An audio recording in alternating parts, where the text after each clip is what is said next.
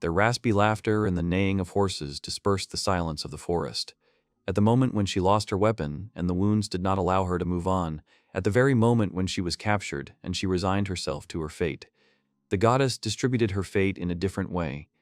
The girl was walking through the valiant forest, which was located on the border of the kingdom of Rum. She looked at the mushrooms and said they were so small, but better than nothing. She picked these mushrooms. The girl's name is Lulutina. She heard the screams of the children who were cursing. They were the triplets Lara, Lana, and Laro. The girl complained so that they would stop swearing. She went on to say that they needed to hurry up and pick the mushrooms before dark. Lulutina called her and said in frustration that there were very few edible mushrooms here. Altina said that the traps were generally empty. Lulutina replied that it was bad. There's even less fruit than she expected. She thought fearfully that there would hardly be enough supplies for a month, if only they could hunt. The triplets said at the same time that they wanted to eat. Lulutina leaned over to them and said she was sorry, but the guardian of the forest was watching them. She is sure that next time he will help them. Lulutina told the girl that they had to leave, otherwise they would not make it before sunset. Lulutina replied that she was right. Unfortunately, it's time for them to leave now. They all went home happily. They heard the sound of hooves. Lulutina screamed in fright. Lulutina shouted loudly to her friends to take the children and run away. Lulutina replied loudly so that she wouldn't even think about it. They will stay with her? The girl said that she would be fine. They will meet by the river, she will get rid of them and come. Lulutina started running away from her friends. She hid behind a tree and began to observe the unexpected guests. The girl thought that she thought so, these people, the knights of the kingdom. She thought angrily that they had found them even in such a remote place. They, the werewolves, had lost this war. People created an illusion of peace for them and poisoned their elders. She continued to reason that her father, their leader, had not backed down and decided to fight to the end. Werewolves were on the verge of extinction. However, they, the daughters of Rain, were not going to put up with this. Lulutina thought that in the turmoil of the battle, they were able to leave and travel far to the west. Finally, they were able to find the forest where their race originated. The knight continued walking further and further away. The commander asked his subordinate what he thought was worth trusting information about demi-humans. They told him that was for sure. Those hillbillies said they saw similar creatures here. The man said that they had gone so deep into the forest, if they returned empty-handed, they would feel bad. Lulutina jumped out of her hiding place and cut off the man's head. The soldiers looked at her in shock and shouted that it was an ambush. Lulutina thought that even if it would cost her her life, she will protect her sisters. Girls, father, mother, and the gods of the forest. She begs for her blessing. The girls were surrounded by knights. The man tried to hit her, but the girl managed to put out her sword. He said with a grin that it was not the time to look around. Another knight called him George and asked what was the matter with him. He could have grabbed it a long time ago, or maybe he left it for him. Georg shouted at him to be quiet, and it would be better to help rather than just stare. Lulutina tried to attack, but she failed. Georg said it gave him goosebumps when she killed the commander, but still, compared to him, she's nothing. He hit her in the stomach, and the girl fell. Lulutina wheezed and dropped her weapon. She screamed in fright that she had lost her knife. The girl tried to get up, but she hurt her leg and couldn't. Georg asked what had happened. Lulutina took out a small knife and shouted for him to step back, she warns him. The man said she was good. Her hair is the color of a raven's feather, and her dark eyes are her type. The knight answered him, which is also their taste. Georg said they were going to have fun now. Lulutina turned to the gods to help her. Georg told her not to worry. He's her new god now. Everyone left with a loud growl. They looked at the creature in fright. Lulutina joyfully thought that, really, it was a spirit. Now they will come back a little bit. The guy opened his eyes and said that he was climbing a mountain. He remembered he had slipped and fallen. He needs to find out where he is now. The guy examined the territory where he is now. He said that there was only grass around and where there was snow. After all, he was in Okuha, where the record temperature is now below 0. Just don't tell him that while he was lying awake, spring had come. He scratched his head and realized that something was wrong. He looked at his hands, but instead he saw the paws of a bear. He shouted in shock that he had become a bear. What had happened in the first place? He went to the lake and looked into the water. He said he was a polar bear. He was reborn as a polar bear. His stomach rumbled with hunger. It was time to find food. The bear stood on 2 paws and said that okay, he needed to get ready. If he fell from such a height, he could hardly survive, which means it's time to start living like a brutal bear. He stood in the middle of the river and began to beat the water with his paws. The bear thought, disappointed, that he couldn't catch a fish. He noticed a fish out of the corner of his eye and hit the water, but nothing happened. He thought, frustrated, that maybe he was the only person in the whole world who didn't have the talents a bear needed. The bear noticed the stone and threw it into the water, shouting, "What if he did so?" The dead fish surfaced. The bear happily shouted that he had done it, and how did they like his shock therapy? They'll call him lunch. He thought that acting like a bear was not an option. He put all the fish on a rock. The bear said that he had caught them, but how to eat them now? There are probably parasites in the river fish, and he doesn't even have a lighter, so what should he do now? He said fearfully that he just didn't want to be told that he would have to eat raw. He turned his head and happily thought that he could smell something, some familiar scent. He stood behind a tree and thought joyfully that there were people there. They're kind of weird. The girl is fighting with several men. If he heard everything correctly, then his poor sweet girl is from some kind of werewolves. The bear continued to argue that he was a stupid bumpkin, obviously from the army. After all, this is the first time he sees people fighting to the death. No matter what he looks like, these guys are a few times more dangerous. But there are so many people against one girl. He decided he had to help her. He jumped out of the woods and roared loudly. The knights shouted loudly that it was a monster, a white devil. The bear thought that he was really asking them to just get scared and run away. George shouted to the knights not to run away. "It's just a bear. They'll just take him down." The bear thought, startled, that he had just proposed to them. The knights ran at the bear. He thought, that's not it. If they stuck spears into him, then he would definitely die. The bear began to push the knights away from him. The bear thought that he would just make his way forward, because he was capable of something, so he had to try a little more. He exhaled wearily and thought that there was finally a lull. Ulutina approached him and said that he was a spirit who was the guardian of the forest. She fell into his arms. The bear looked at her face and said that there didn't seem to be any serious wounds. He looked around and saw a whole field of defeated knights. The bear wondered what kind of massacre it was. He just trusted his gut and fought his way through people, but now he looks like an incomparable fighter. He continued to reason that he was certainly not some kind of warrior. He was just destroying everything around him. It's hard for him to even believe it, so his soul is completely connected to this body.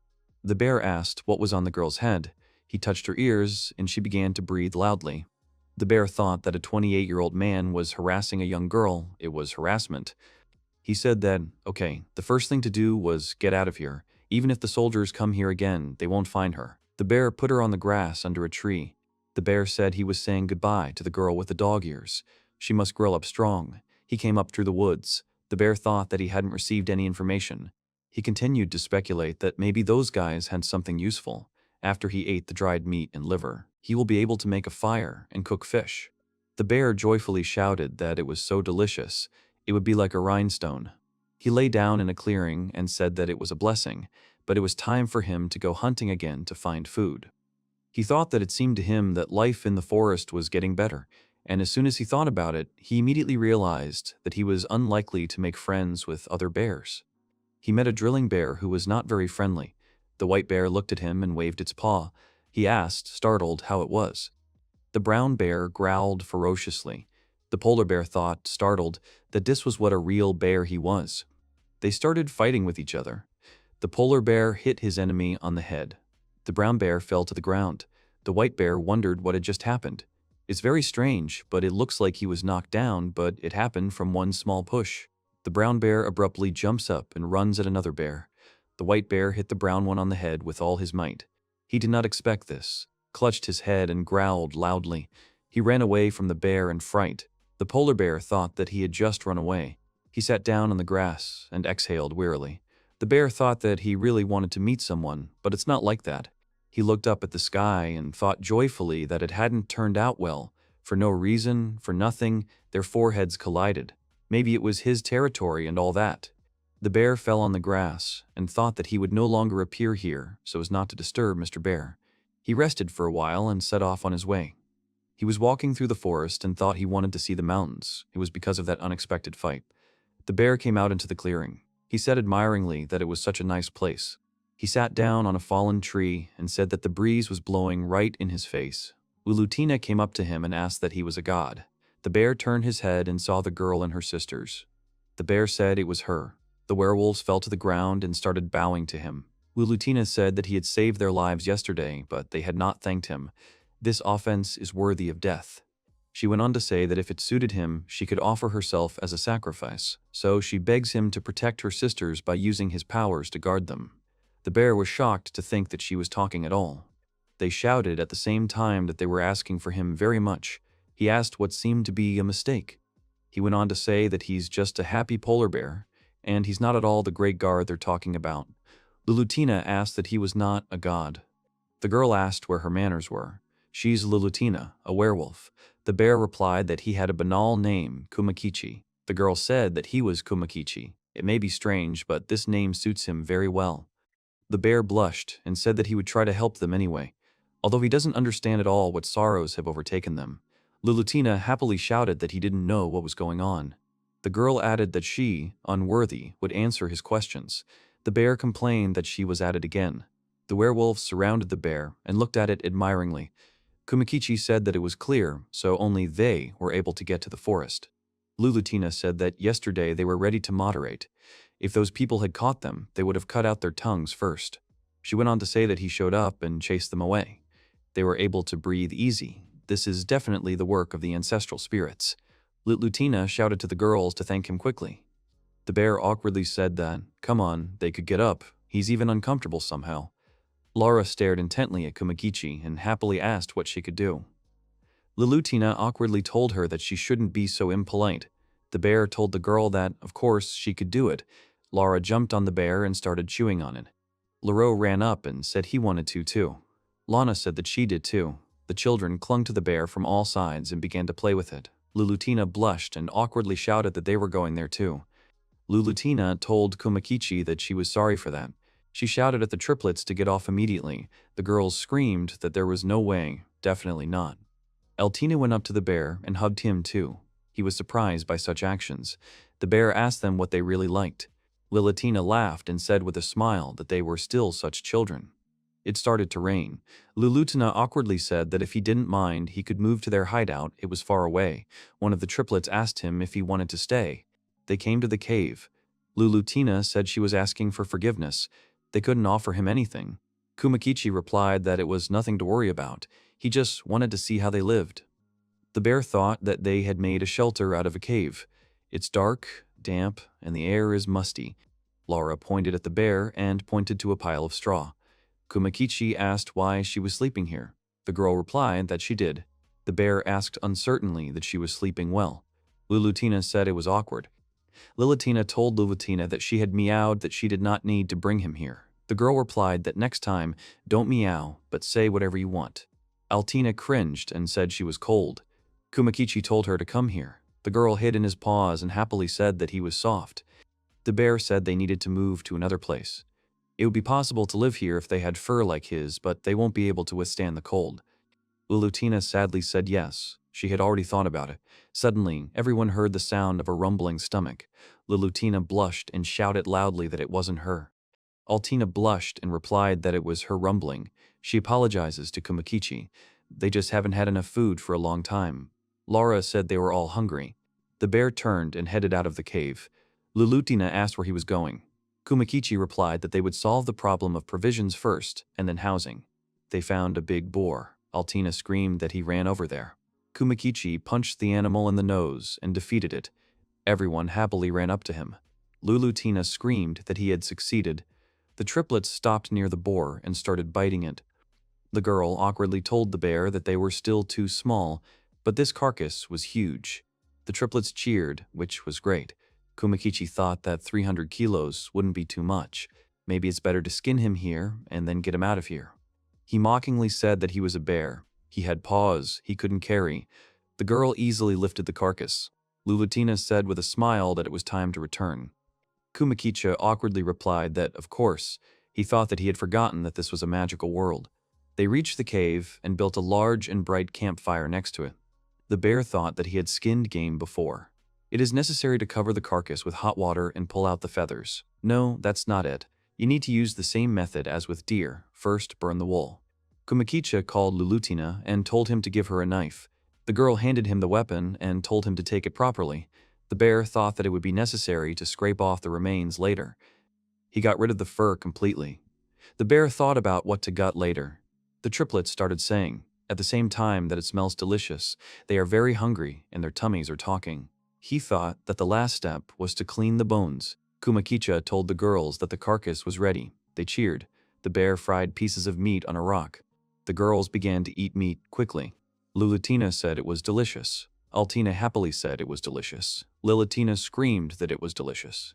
Lilitina looked at the kids and said with a laugh that Lana already had cheeks like a hamster. Kumakicha thought that if the boar had given them so much pleasure, then maybe they should try it themselves. Kumakicha touched the meat with chopsticks and thought that it seemed to be ready, and now you can try it.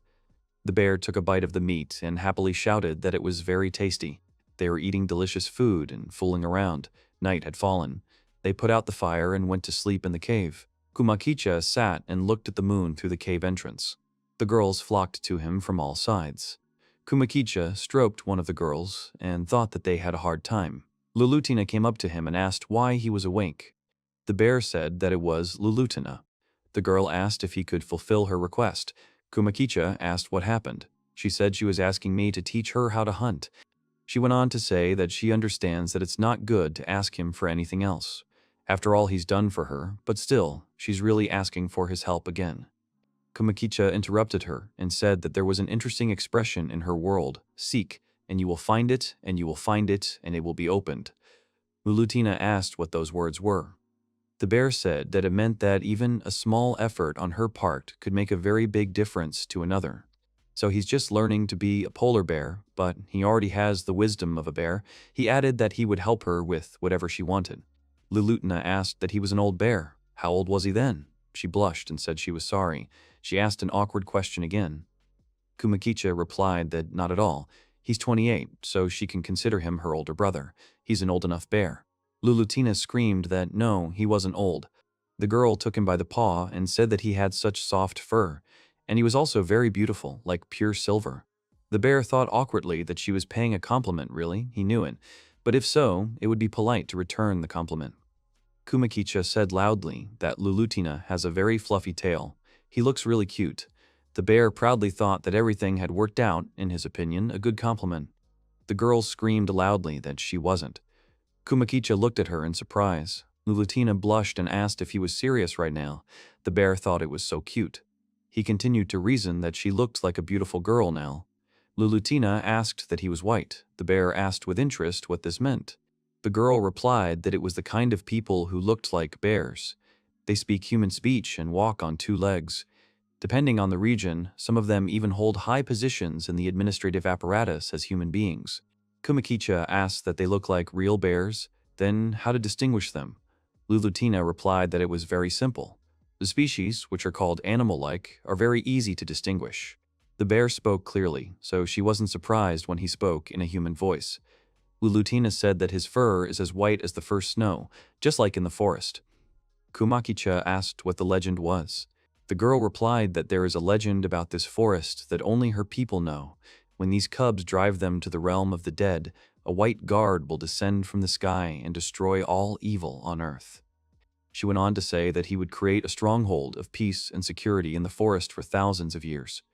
That's why, when she first saw them, she thought that God had come down to them, having seen their efforts. Kumakicha awkwardly said that he didn't look like a god at all. He was just doing what he could. The girl happily said yes. The bear stroked the babies, who were laughing. He said it was time to stop laughing. The bear started singing a lullaby for werewolves. Lulutina called him and said with displeasure that she was no longer a child. Kumakicha said that it was night outside, and it was time for the young lady to go to bed. Healthy sleep preserves beauty. The girl smiled and replied that it was fine. Everyone was walking through the forest. Lulutina happily told the bear to come here. If she remembers correctly, they will see them soon. She turned her head towards the cabin and said that it was there. There were small houses, but they looked pretty abandoned. The girl added that these ruins were once used by dwarves. Kumakicha said that although they seem abandoned, they don't look too old either. Lulutina told him to be careful. The bear moved a little to the side to study everything carefully. The girl added that she can't smell the people from these houses. Kumakicha awkwardly thought that they had bad feelings when they smelled the smell. He continued to argue that they were hated and oppressed by people. This is not something he can understand. There are reasons why they approached the human village with these two. Kumakicha thought that this was what he wanted, no matter what. The triplets shouted loudly that they were not. They want him to be fried. Lulutina tried to stop them. She shouted in displeasure that if they continued to act so selfishly, she would not give them the meat that Kumakichi had brought for them. The girls continued to shout that they were hungry. She should roast the meat. Kumakicha awkwardly looked at the deer meat that was hunted after the wild boar.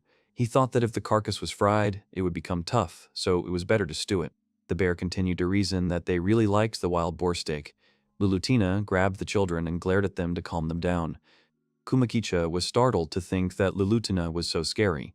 He stammered and asked that they could roast one half and put out the other half. The triplets hugged him tightly and shouted that they loved him. Lulutina said she asked him not to spoil them too much. Kumakicha looked at the girls' sly faces and thought they were fake tears. The girls said they love Kumakich, but hate Lulutina. Lulutina glared at the children and began to pull them off the bear. Lulutina came out saying that she had just finished cooking the fish. She asked what they were doing. Kumakicha took the fish in his paws and said that yes, the salt was added correctly and the fish was cleanly gutted, so they got dried fish. Lulutina replied that she was glad. The girls began to sort the fish. Kumakicha said he thought it was time for him to go. If a magical guy like him stays here, he'll be in the way. He'll look for another place to stay. Lulutina shouted that they would not think of him that way, they just need to inspire them. Lulutina said with a smile that Kumakicha was very warm. Altina asked if they could sleep together. The triplets tearfully asked where he was going. The bear thought that was why he stayed in the caves of Lulutina for the night. They sat down comfortably so that there was enough room for everyone. Kumakicha asked if Lulutina knew where the carpenter's tools were. The girl replied that they had escaped with only what they had, so such things could only be found in human villages. She added that she was very sorry. Kumakicha said no, he didn't think it was their fault. There are a lot of materials here, and he was just thinking, if only he had the necessary tools, he could have done a lot of things. The bear said they don't have to worry about it. Lulutina sadly looked away. Kumakicha thought that while he was looking at her, he had a plan. He continued to argue that there was no problem for him to endure the winter, but the girls were poorly equipped. They would suffer, so he would give these girls a home. Kumakicha thought that, in this case, not to mention living next to them, it is possible to establish a relationship by coming to play and staying the night. It's a no-lose situation. He continued to think that having close, friendly relations with beautiful girls, even if he is a polar bear, is really very pleasant. The bear thought that for this, he would need to somehow get some carpenter's tools. If a polar bear asks them, then he will simply become a target for capture. Lulutina said that Kumakicha mentioned it, and she remembered that there were ruins left by dwarves on their way here. Lulutina added that there were things used by people nearby. Kumakicha said he was asking me to tell him more about it. He thought that later, together with Lulutina and Altina, they came to the ruins, which were about 30 miles east of their cave. They walked through the village and stopped in front of one of the houses. Kumakicha said that this building still looks good. He broke the lock and opened the door. He saw the tools and shouted joyfully that it looked like a treasure trove. Everything is here, from axes to saws. There is a mountain of carpentry and even repair tools as well as spare parts. Lulutina asked what he was doing now. Altina asked that there are tools here that they can use. Lulutina happily asked that there might even be food here. They went inside and looked at the instruments in frustration. Kumakicha thought awkwardly that he knew the girls wouldn't be happy with carpentry tools. He went on to reason that if it were possible, he would like to find a way to meet his daily needs on an ongoing basis. The bear put the tools in the cart. Kumakicha said that while they had all the necessary things, it was time to return. The girls replied that it was fine. They went back together. The bear thought it was something like stealing, but it was for the sake of his sisters and his happiness, so don't think about it.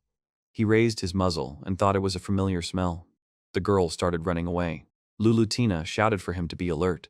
They saw a group of people with guns. Lulutina shouted that she thought so. They were following them. Kumakicha grabbed her and told her not to take out the blade. People make them worry again. They can transfer their anger to him. To be honest, before he died in the mountains, he was an ordinary Japanese man living in a peaceful world. He can't imagine the resentment they have to hide that their relatives have been destroyed. as if it were normal, but they don't know if they're stalking Lulutina and company here. Even if he was accused of naivety, he wouldn't let them kill each other for irrational reasons. Uvutina called the bear and said that everything was fine. She apologizes for the inconvenience. Kumakicha awkwardly said that yes, when the two of them smile, they look much better. The man said loudly that they were worried for nothing. Shiromodara is just a superstition. He was told that it was just maddening. If you keep thinking that it's scary, then everything you see seems scary. The man looked at the dwarves and said that's why they are considered cowards by the dwarves. He went on to say that it just means it's been an unnecessary worry so far. From now on, they have to consult with them, the young ones. Kumakichi thought that it seemed like they weren't hunting them. It would be troublesome if they collided. Although they have already collected all these treasures, maybe they should give up now. People screamed loudly. The bear looked up and saw a huge monster. He thought, startled, that it might be a snake. The monster started grabbing people and crushing them. Kumakicha told the girls that they had to escape quickly. Before she finds them, they should hurry up and leave this place. He heard people screaming for help. The man shouted at his friend Ola to hurry up and run away. Ola replied that he couldn't. His legs wouldn't move. The snake was already a few centimeters away from the man's face. A bear jumped out and punched the snake in the face. Kumakicha shouted loudly, "What if he hears a scream? He can't just be an observer and there's nothing not to do. It's been in his personality since he was a kid." He shouted at the guy to hurry up and run away now. Ol said in shock that the bear was talking. Kumakicha shouted at him to be quiet. He's smarter than the average bear. Ol started running away, shouting that there was an unusual polar bear. Kumakicha looked at the monster and thought that then it would be an unrestrained duel between the monster and him. The bear hit the snake's underside with its clawed paw. He tore the skin from which blood flowed. The monster screamed loudly in pain and anger. The snake released its venom. Kumakicha thought it was snake venom. It's so strong that it melts the earth. No matter how strong a polar bear's skin is, it's still dangerous. Altina screamed that this attack was not fair. She ran towards him, but Lulutina grabbed her. She told Altina to believe in him. They should not interfere. Kumakicha dodged the snake's venom. The bear thought he couldn't go on like this, otherwise he will lose. He grabbed the spear and thought that the weapon should help. He'll borrow it. Kumakicha threw a spear at the snake, but it managed to dodge. The monster lost sight of the spear, which returned and pierced its neck. The bear thought that now. Kumakicha punched the snake's head and knocked out its teeth. He grabbed the monster by the neck and thought that when the fangs were broken, there was nothing to be afraid of. The bear bit the snake's neck. Blood began to flow rapidly from the snake's neck, and it fell. Kumakicha growled loudly near the monster's body. He turned his head and saw people, as well as Lulutina and Altina. The man said admiringly that this legendary guardian deity of the forest had come to save them. Everyone fell to their knees and began to worship the bear as a deity. Kumakicha wondered what kind of situation was going on right now. No, this might be his chance. The bear told the people to hear him. The evil snake demon was defeated by the divine white protector. He went on to say that they don't have to worry. He doesn't want there to be pointless fights in the forest. If there are other travelers, they come from distant lands. The bear said that they should greet and receive them with friendliness. If they react angrily by gathering troops to attack, it will anger the gods. The man shouted loudly that he did, sir. He went on to say that he was very grateful to Kumakicha, but there was something they didn't understand. His friend called him Samuel and shouted that he was being very rude right now. The bear said he could go on. He could talk. Samuel said that this land was an incredible monster, but it didn't seem like it was the Shiromodara that attacked the villages around it. Kumakicha thought in surprise, but that's it. Samuel said they couldn't go into the mountains, so they weren't well prepared. His friend interrupted him and said that they didn't have enough money to hire adventurers. Samuel shouted that, if possible, they were asking Kumakicha to take care of Shiromodara. People shouted that they were asking Kumakichu to do it. The bear replied that he would take care of Shiromodara. Samuel shouted joyfully that he was very grateful to him for this. Kumakicha told them to be kind to people fleeing from a difficult situation. He added that the tools that were affected by the snake's venom would be collected by him, so they should be grateful. The people shouted loudly that, yes, sir. Kumakicha waved goodbye to them, and the people left. The bear thought wearily that he didn't know what kind of shield it was, and it didn't matter, but he managed to act like a worthy god. He went on to say that he hoped this would improve the situation with the Lulutina group. Altina joyfully shouted that he was indeed a legendary guardian god. The girl said that his mercy was enormous, which would not leave inferior beings like these people. She's ashamed of herself. She was in the grip of anger that she had forgotten the rules of werewolves to save the weak. Lilutina began to cry and said that compared to this, the gentleness and bravery of his heart proved that he was a god. The bear thought in shock that they believed it too. They went into the forest with all the tools. Kumakicha thought it took a while to explain to these two. He finally convinced them that it was a misunderstanding. Lilutina looked at Altina, who was sitting in the cart. She said it was disrespectful. The bear laughed and said he didn't mind. Altina shouted joyfully. Lilutina told her not to flatter herself. Kumakicha said that he would like everything to remain the same. He thought that either way, it was meant to be. Kumakicha said that, as usual, no way. Lilutina smiled and said that no, he was right. The bear thought uncertainly that he was wondering if the misunderstanding had been resolved. Lilutina said that she understands that this is his temporary appearance in this world. She will not deal with this issue. Kumakicha said that then it was time for them to return home. The girls agreed with him. The bear and all the others went into the forest. Kumakicha was chopping down trees in the forest. He wiped the sweat from his forehead and said that he used to cut down forests with old Matagai. He thinks it will help him this time. The bear took the tree in his paws and thought that, at this rate, he would quickly finish collecting the logs. Japanese cedar has become almost 4 times stronger. If you use it as a building material, then the building will be more stable and sturdy. Lilutina shouted joyfully that they had succeeded in cutting down the tree. Kumakicha said loudly that it was impressive. The triplets shouted, "Why only the older sisters always work? It's not fair. They want it too." Kumakicha replied that he didn't think they could handle it until they were older. The triplets shouted that they wanted to too. Lilutina angrily shouted at them to stop inconveniencing Mr. Kumakichi. The bear thought to move the harvested trees. Lilutina, and Altina trim them. The cheeky triplets are responsible for the twigs. They can be useful later. He continued to reason that at this rate, they would be able to start construction even earlier than he had planned. Evening came, and the bear entered their cave. He saw Lilutina and asked where everyone had gone. The girl replied that her sister and the others had gone to the bathroom. Kumakicha asked that there was a hot spring nearby. He's coming down today too. Lilutina said that he should go too. The bear replied that she was right. He asked what he wanted to do. The girl said that if he didn't mind, she could rub his back. Kumakicha replied that it was possible, he did not mind. He doesn't think that with such a body he can get to the back. The girl blushed and told him not to tease her. The bear looked at her in surprise. Lilutina said that if he wanted, she could spend time with him. Kumakicha wondered if she was okay. He continued to speculate that she was muttering something under her breath in a low voice, but whether it could be harassment. The way he's a bear. He thought that everything would be fine since they were different species. The girls came into the cave. Lilutina happily said that it was a good bath. Why shouldn't Kumakich go into it too? The bear thought that it seemed to him that he should behave carefully towards the young lady. Kumakicha told Lilutina that she could rub his back. Lilutina blushed and screamed loudly. The bear laughingly said that he was just joking. He looked at the girls and thought what a strange atmosphere.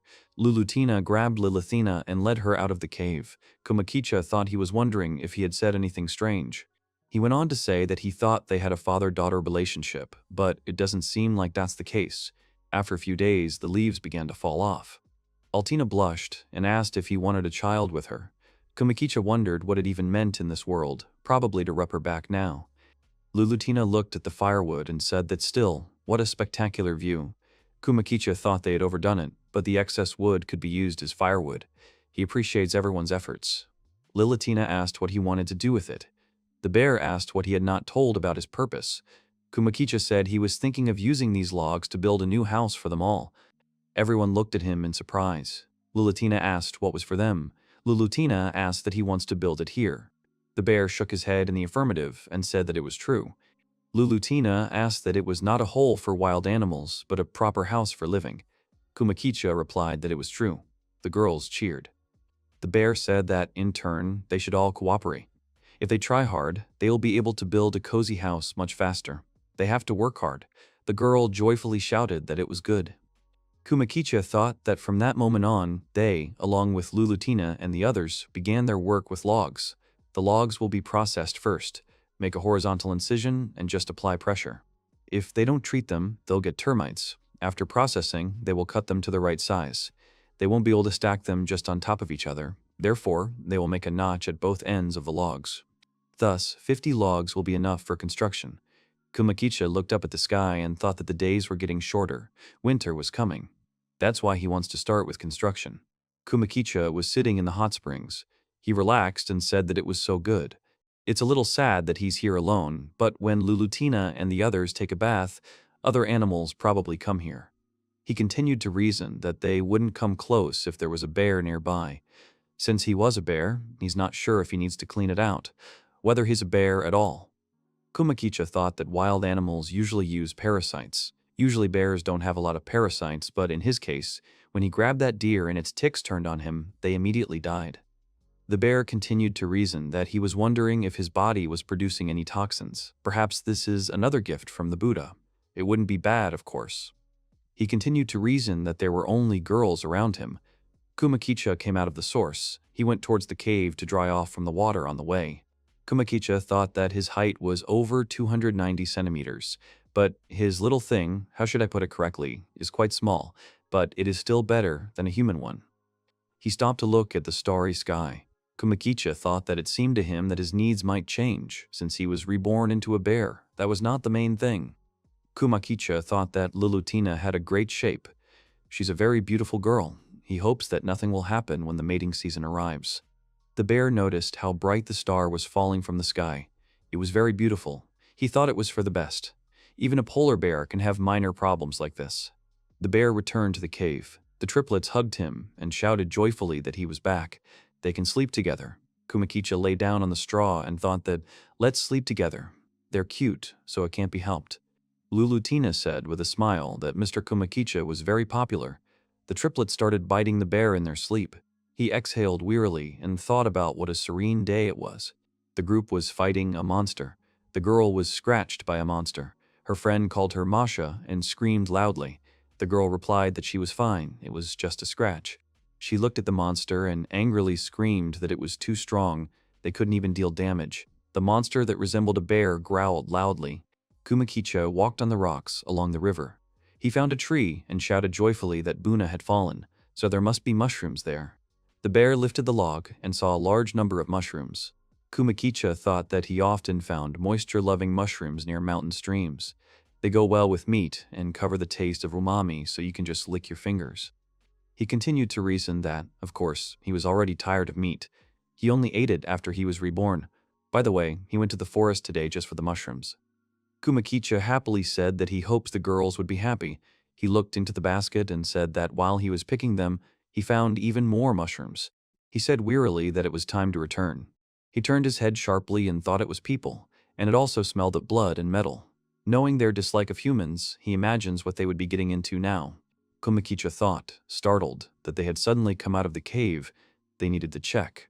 If everything goes badly and you can't escape, you'll have to fight as soon as he realizes they're enemies.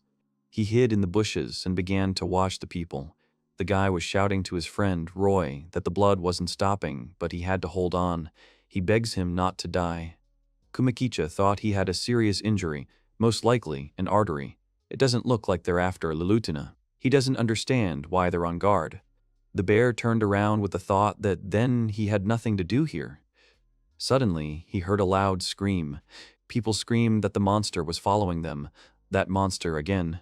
Kumakicha looked at the monster and thought that it was, without a doubt, the same bear he had fought right after his rebirth. Joseph started running away quickly with his friend. The guy shouted that the bear cub thought they would step on the same rake. He struck the brown bear with his sword and severely wounded it. Joseph shouted happily that it was great. He added with a smile that they would kill him at this rate. The bear stood up as if it had never been injured. The guy screamed in fright. What happened? The bear wounded 2 guys at once with its clawed paw. The monster stood on top of the guy and looked him straight in the eyes. The guy screamed. The brown bear started biting him. Kumakicha thought in shock that it was a nightmare. He was eating people. They shouted at the bear not to touch him. They told him to let go. The man shouted that he was going to kill them all. We need to get out of here. Joseph replied that he would not run far with the wounded man. The man looked at his friend in fright and shouted that they were out of luck. He stood in front of his friends. Surprised, Joseph asked Gil what he was doing. The man replied that he would detain the bear for a while. She must escape with the swarm into the bushes. The guy ran screaming that he was asking for forgiveness. He stopped in front of the polar bear. Joseph shouted in disbelief that there was another one. Not this polar bear. Kumakicha thought that if she had left her wounded comrade, he would not have cared about them. Kumakicha ran past the couple, shouting that he would take the bear on himself. They need to run away soon. The guy asked in shock that the bear was talking now. The brown bear stopped eating people and rushed at the polar bear. Kumakicha pushed him, and the brown bear flew into the trees. The polar bear said they could pick up where they left off. Kumakicha thought that this was his second battle with this bear, but then it wasn't a difficult fight. He will finish everything quickly. The brown bear punched him in the face. Kumakicha was surprised to think that it was really a blow, so it means he is serious now. The brown bear rose to its paws and began to advance on the white one. He began to strike quickly. Kumakicha thought he was faster than he thought. The white bear began to deflect the blows to protect itself from the fast blows. Kumakicha thought that these were strong blows. They're more painful than last time. He has to restrain them. The brown bear glared at the white bear. Kumakicha thought he must have opened up. He caught the moment and happily thought that he had to go there. The brown bear hit Kumakicha, but he managed to get around him and get behind him. Kumakicha said angrily that the brown bear had now opened. He hit him with all his might. Brown growled loudly in pain. He didn't expect to get hit now. The white man noticed that the brown man had been shot in the eye. Kumakicha thought that his right eye was scarred. It looks like he can't see well. The white bear started moving quickly. He thought that then he should continue to stay in the blind spot. Kumakicha grabbed the brown bear and climbed on its back. The polar bear bit him on the neck with all its might so as not to snap. Joseph shouted in delight. Jill asked in surprise who this bear was.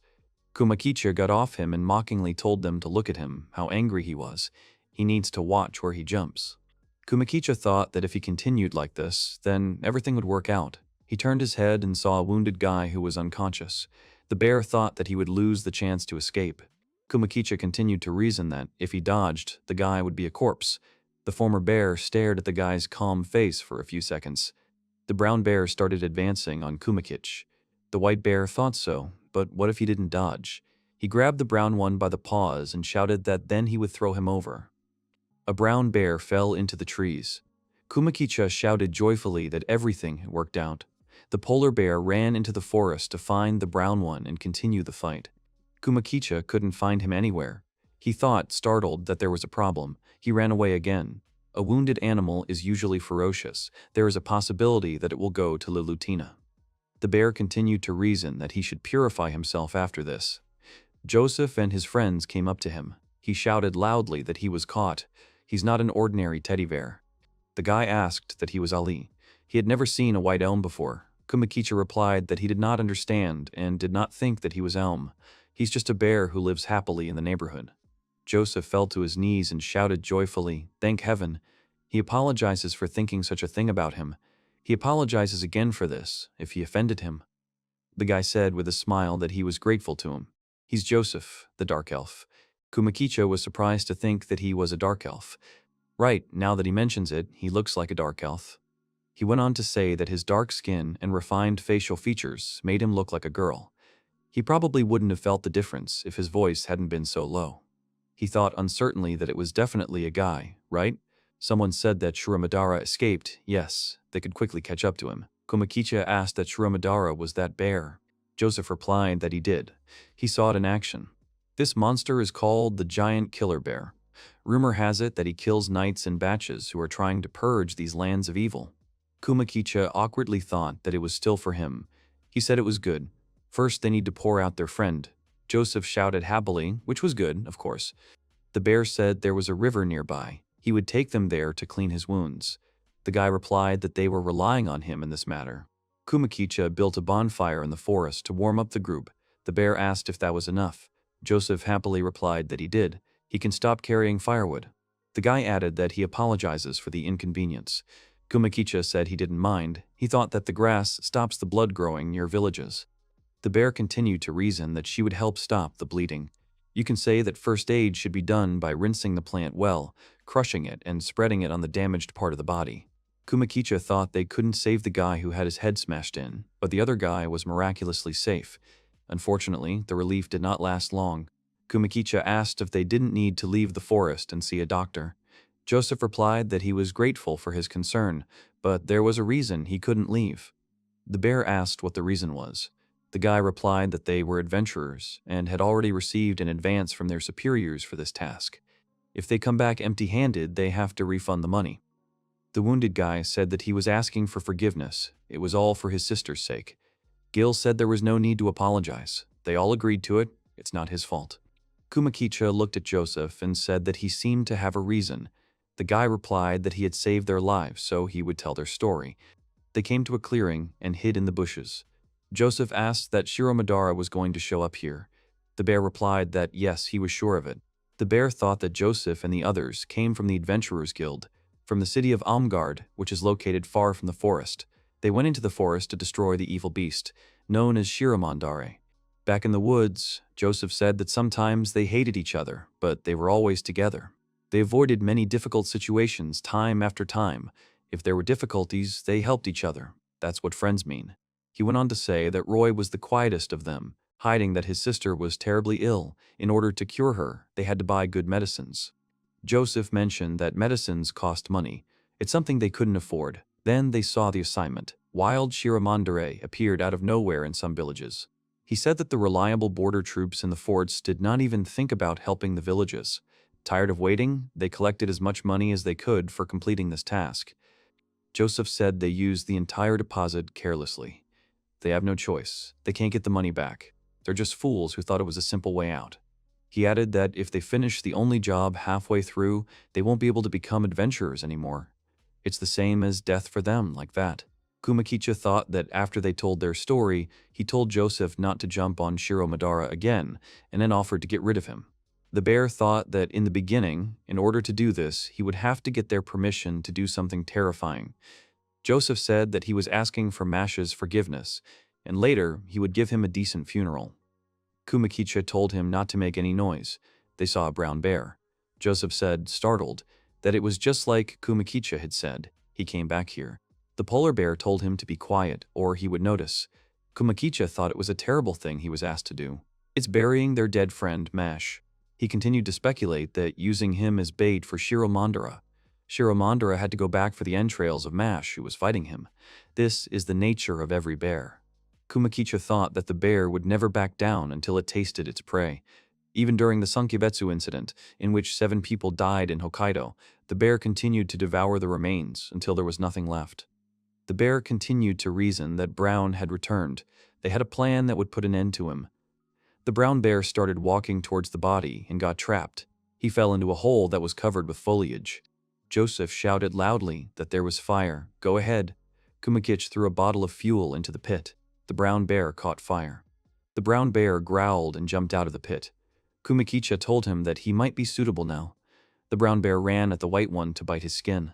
Kumakicha grabbed him by the neck and said he was grateful that his body was lying during the attack. The brown bear started trying to scratch the polar bear with its claws. Kumakicha shouted that he was not violent. The polar bear thought that he was physically weaker now, so to get rid of it, he must break his spirit. The brown bear growled loudly. Kumakicha shouted that he would not let him go. The bear got up on its paws and started waving its head, but Kumakicha grabbed it tightly. Joseph shouted loudly for him to be careful. He's going to drop it. Kumakicha confidently shouted that he would not let him do it. He bit his ear. The brown bear growled loudly. He couldn't handle his injuries and fell. Kumakicha breathed heavily and said he was tired. A group of joyful adventurers ran up to him. Now Shiromidara is defeated. A few days later, a bear brought crates of food to the cave. Lilatina joyfully shouted that there was butter and cookies. It was so great. Lulutina said that there was also sugar, salt, and clothes, and a supply of medicines. There's even a mirror and vegetables. She asked the bear with interest how he got it. Kumakicha replied that very good people had given them to him. He thought that Joseph and the guys had bought them for him, for the reward of defeating Shiromidara. At first, he wanted to squeeze out the entire reward for him, but he couldn't spend the money in the forest. The bear continued to reason that, so he convinced them that they needed this money for their travels. They decided to give him a few things he needed to live in the forest. Kumakicha thought they were a very passionate, fair, and good-natured group of people. The triplets shouted that there were snacks here, and they loved them. Mealtime. The bear laughed and thought that all babies love sweets. Lulutna took the box away and screamed that she didn't. They all belonged to Kumakich. They could only eat them on holidays. The triplets started crying, and Lulutna told them not to cry. Altina took the pot and started walking away quickly. Lilatina stopped her and told her to put down a pot of sugar. Altina said that she had also looked for a pot of jam for herself. Lilatina awkwardly screamed that no way. She would never do such a thing. Kumakicha thought that all girls love sweets. The bear told Lulutna that he had met a dark elf from a group of adventurers and had secretly helped them. The girl said worriedly that it was an isolated incident and nothing dangerous could have happened to him. Kumakicha awkwardly said that, no matter how it was. The girl tearfully said that he was a stupid bear.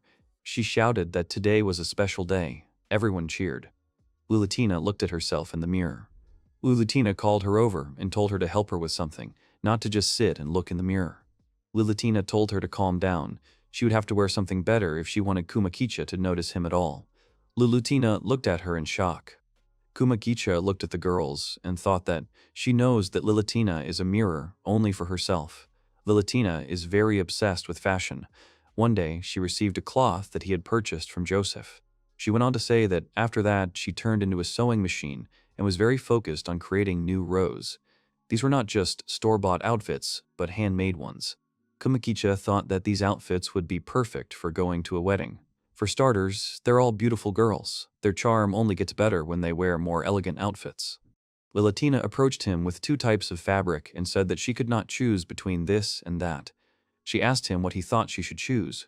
Kumakicha awkwardly thought that he was just a polar bear right now. In his previous life, he was single, so it's hard for him to choose something for girls. Lulatina shouted in displeasure that Lilatina shouldn't bother Kumakich for such trifles. The girl replied that if he wanted beautiful girls to serve him, then it was more profitable for them to be beautifully dressed. Lulutina blushed and asked what to serve him. They started cursing loudly. Kumakicha began to awkwardly leave the cave. He thought he wouldn't stay too long.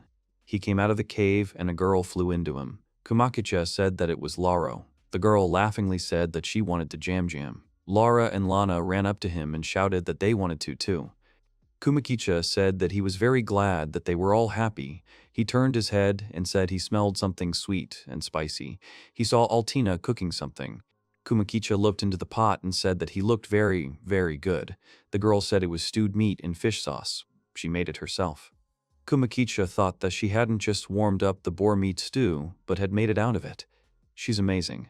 Actually, it's not difficult at all. She took the time to mix the ingredients and spices. The pot contains carrots, onions, and meat. Very simple ingredients, but very tasty. The bear thought that she also added fish sauce. It can be easily made even from river fish. Wash the fish thoroughly, remove the insides and add salt, and then a sauce forms on the bottom that can be used. He continued to argue that at first there were a lot of fish in the jar, but then it would become too small for the eye, but the proportions would not change. They make full use of the things he got from Joseph. It is important for them to keep them at least 6 months a year. You just have to wait until it's ready. Altina said it was sweet. Kumakicha said loudly that it was time for lunch. The triplets happily shouted that yes, it was time to eat. They were already very hungry. Kumakicha thought they'd been finishing the house for the last couple of days. He was carrying logs, but Lulutna and Altina together could also carry logs. The bear continued to reason that they had hewn the logs and laid them out on 4 sides. Then they started building the walls. He continued to reason that, so, the logs that were below, they burned until their surface turned black so that they would last longer. They had to be charred, otherwise they would have rotted quickly. The bear thought that they had cut several holes for windows and doors. They cut a square in the center for a hidden hearth. Altina took up the task. The girl herself chopped and carved to make everything work. Kumakicha looked at the sky through the logs and thought that if we were talking about the roof, he would like it to tilt only to one side. It's easier to do this and harder to make mistakes. The werewolves helped him make the roof. The girls ran easily and set up the logs so that everything was right. They stood in front of the house. Kumakicha happily thought that the roof was finally finished. They got their own cabin. The sisters looked at the hut admiringly. Lulutna happily asked that this was their home now. Kumakicha said he didn't think it would last long, but they were sleeping here today. The triplets happily ran inside. They were running around the room and shouting that they had a new home. Altina lay down on the floor and watched the children with a smile. Lana shouted that she could sleep. Kumakicha thought that seeing them happy made him glad that he was a man. Willatina knelt down and put her hands on the floor and said that she smelled fresh wood. Suddenly, the girl started crying. She touched her wet face and asked why she was crying. Lulutina and Kumakicha looked at her with a smile. Lulutina told Kumakich that she could only express their gratitude for everything he had done for them. They've been sleeping in the open ever since they lost their parents. The girl went on to say that the day they were ready to become someone else's food, he not only saved their lives but also saved their souls. He brought them back to life. The werewolves fell to their knees and began to bow to him. They were so happy that their tails were swinging in different directions. Lulutina shouted that they were very grateful to him for everything he had done for them. Kumakicha looked at them sheepishly. He lifted the girl by her shoulders and said that was enough. They haven't finished with all the work yet. Kumakicha asked with a smile if they would help him further. He stood in front of them and happily told them that this was their home now. Altina got up from the floor and shouted loudly that she was not. Everyone turned around and looked at her in surprise. Why did she do that? Lulutina asked what happened. Altina told Kumakik that it wasn't just their house. He belongs to them all, just as he belongs to him. The bear let out a tear and thought that Altina was so sincere he couldn't even hold back his tears. Kumakicha stammered that somehow the house wasn't finished yet. He asked that they help him with the house. The girls shouted happily, of course. They lit a fire in the house and hung up a pot. They happily watched the fire that was now burning in their house. The girl said it was so warm. Her sister told her that now the wind won't do cough cough, it's so cool. The girl lay down on Lulutina's lap and said that they were not cold now. Lulutina said that yes, it was great. Kumakicha thought that after all they had to finish the exterior of the walls. He thought they had filled the gaps between the logs with frozen clay to avoid wind and insects. They nailed the roof to the walls with bark. Kumakicha thought that they had finally set up a hearth and completed their main task. It takes years for a tree to dry out, otherwise it won't be possible to build from it. He continued to argue that since the tree, being cut down, constantly loses moisture, one day the house will warp and it will collapse. In any case, it should be enough to survive the winter. Kumakicha thought that when he sees Lulutina's face, he feels that he did the right thing. The girl poured the stew and handed him a plate, saying that today they had mushroom stew and there were plenty of vegetables. The bear came out of his reverie and said that he was grateful to her for this. Kumakichi ate some stew and said it was delicious. Lulutina smiled at his words. She was glad of his words. Kumakicha said that there are many more here. They can take as many as they want. Lulutina happily said she wanted more. Altina held out a plate and shouted that she wanted more. Lulutina shouted for her to hold her horses. Kumakicha awkwardly said that the dinner was really good. He thought that everyone wanted more, everyone had enough. Altina confidently said what it was. She and the triplets ate their food quickly, and Lulutina scolded them. Kumakicha and Zero looked at them and laughed. Everyone slept peacefully today. Kumakicha came out of the house in the morning. He got a little flustered and said that the weather was great. Okay, he needed to do this before anyone woke up. He went to the forest to do his chores. Suddenly, Altina appeared behind him. The girl asked with interest where he was going. Kumakicha screamed in fear. He hadn't expected to see her, so he was scared. He told Altina that he wanted to check the trap he had set the other day. The girl excitedly asked that she could go with him. The bear replied that of course. They walked through the forest together. Kumakicha thought that this girl is more silent compared to her sisters, and she is the most dexterous and skillful of them all. Kumakicha continued to speculate that one day she would be able to forage on her own, although she's only 10 years old now. Although her older sisters look much more mature, Altina's looks are no worse. The bear blushed and awkwardly thought that no, what was he thinking about? The girl looked at him and called out. Kumakicha shouted that it was okay, they had to go on. He went on to say that they would hope that they would come across a good meal. As soon as they crossed the fence, they met small animals that could be eaten. Kumakicha said that these would do for a start. Altina asked if it was okay, that it was okay, that it was weasels and martens. The bear replied that she was talking about the ones they had caught for the first time. Meat from omnivorous animals smells bad.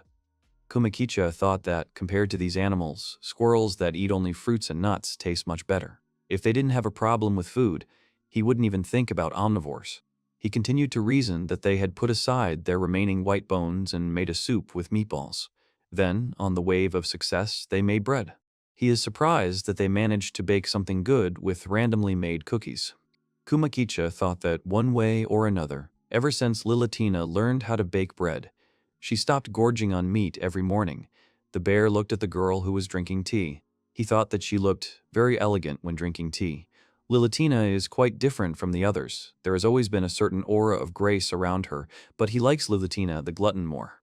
Kumakicha thought that their precious hut was finally ready, so he'll let himself relax. He let Lilatina take the girls and go mushroom picking without remaining vigilant. Lilatina was sitting on a tree stump, and a bear was standing next to her. The girl said to her, "San is late." Kumakicha agreed. He said he was sure she would be back soon. He's probably walking around somewhere nearby. Lilatina said that it was most likely.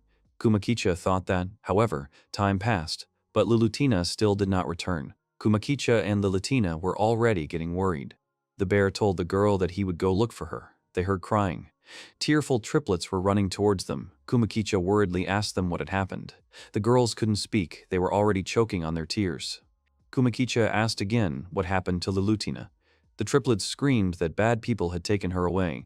In the wild boar fort, a knight entered the room and told Hadwin, his master, that they had captured a werewolf girl. The man shouted joyfully that it was wonderful. Hadwin is the commander. He was hugging two girls.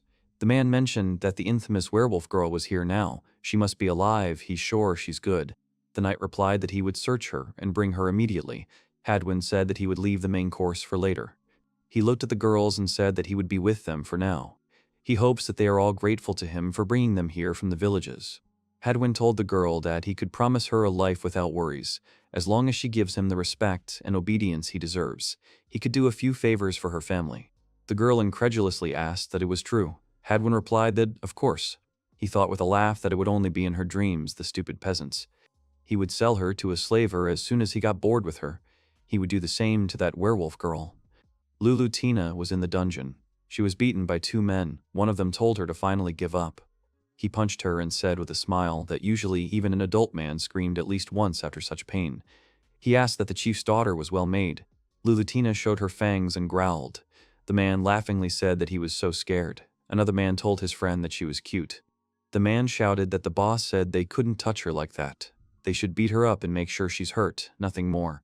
He has to do something else, or else who knows what kind of punishment this Hadwin will give him. The man said that Commander Hadwin was doing this with the abducted girls. He is sure that he will leave it for tomorrow. Lilatina screamed at him not to dare touch her, otherwise he would regret it. The man picked up the crowbar and said that she was in the dungeon of the fort. She can scream and cry as much as she wants. No one will hear her anyway. Although, if she promises to be a good girl, he could put away those scary tools. Lilatina screamed that if her father had been here, he would have dismantled this miserable fortress piece by piece. The man took off his mask and showed a huge number of scars on his face. He said that the werewolf soldiers are strong, he knows. He's too good. She may notice that he has already felt their blows. They fought one-on-one. Of course, the warriors of the werewolf tribe are fierce and brave. The man continued to say that even God would not forgive their sins, no matter how much they prayed. It would be a sin to refuse his request to finish him off, but no, they left him like this. He approached Lilatina and asked if she understood what he was talking about. She can be a respected warrior, but only until the end of the war. The man asked what would happen when she returned home from the battle. He said that his wife immediately left him for his subordinate and took the child with her. She did it in front of everyone and said he was a terrible monster. The man said he didn't ask to hunt demi-humans. He was just playing the role of a humble believer. His friend shouted angrily that it was enough. Lilatina looked down at the floor and thought that this man looked like her, the same victim of the war.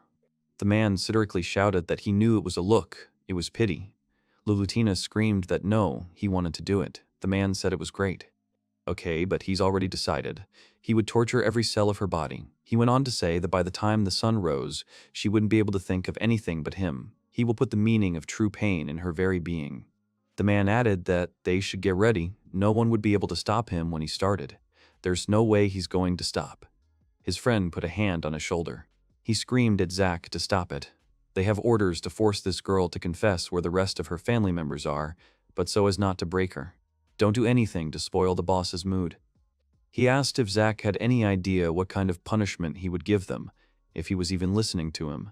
Zack hit his friend with a crowbar and screamed at him to shut up.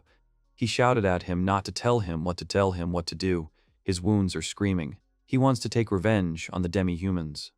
Suddenly, the walls began to shake. Shocked, Zack asked what was going on there. Some time ago, the knights were guarding the entrance to the fortress. The guy said he didn't think demi-humans were so beautiful. He is sure that the boss has already invited her to his place. His friend said he was so jealous of Hadwin. He asked that there were no more demi-humans there. If they caught them, he was sure they could get at least one for them. The knight replied that it sounded great. By the way, we haven't heard from Shirokuma lately. Maybe they should go in search of him. His friend laughed and told him to stop. The guy said he wouldn't want to walk in the woods in such darkness. He was told that it was so. The knight noticed that the leaves were moving. The guy looked at his scared friend and asked what happened. The knight said he thought he had heard something. Kumakicha ran out of the bushes and ran at the knights. The guy shouted what it was. His friend shouted that it was a polar bear. Kumakicha led them astray and knocked down the door to the fortress. He stood on his paws in front of the knights.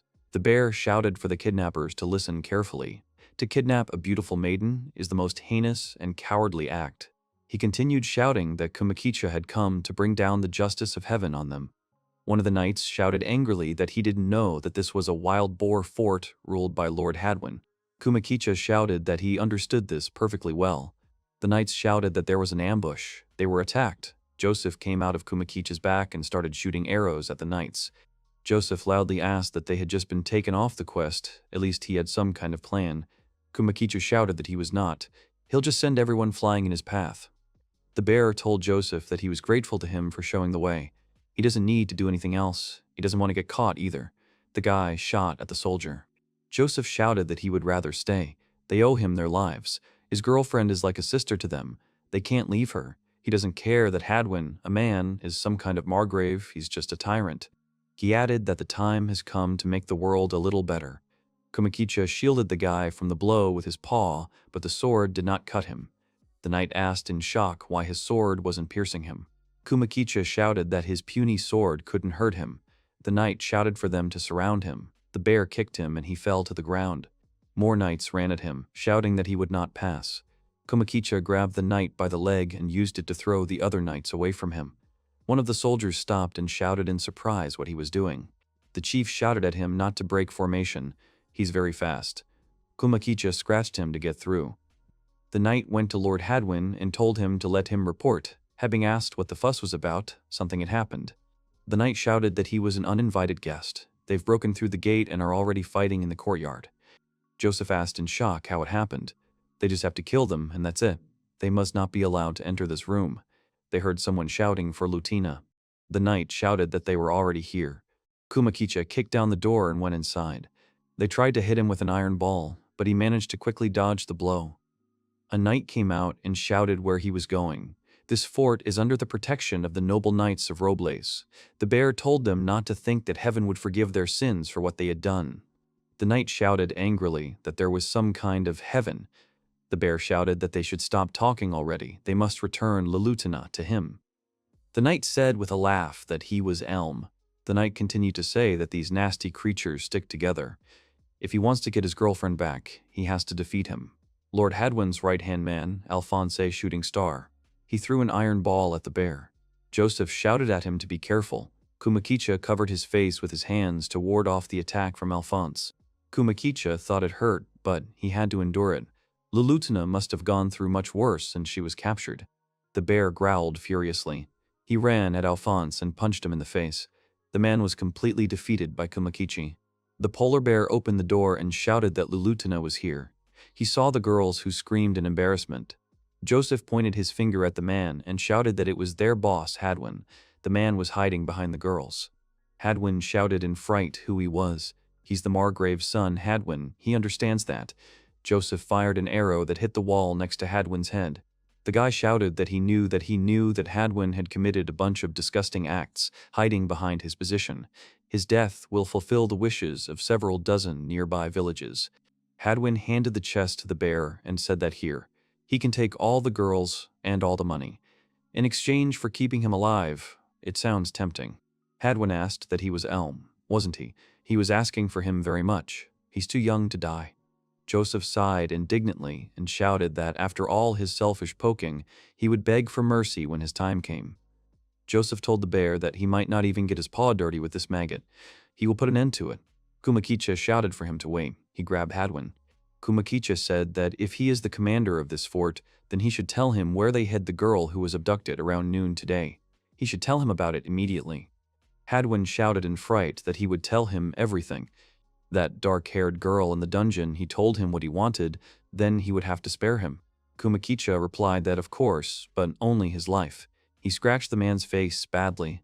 He and Joseph left the room and went in search of Lulutina. Joseph said with a smile that they needed to find his girlfriend faster.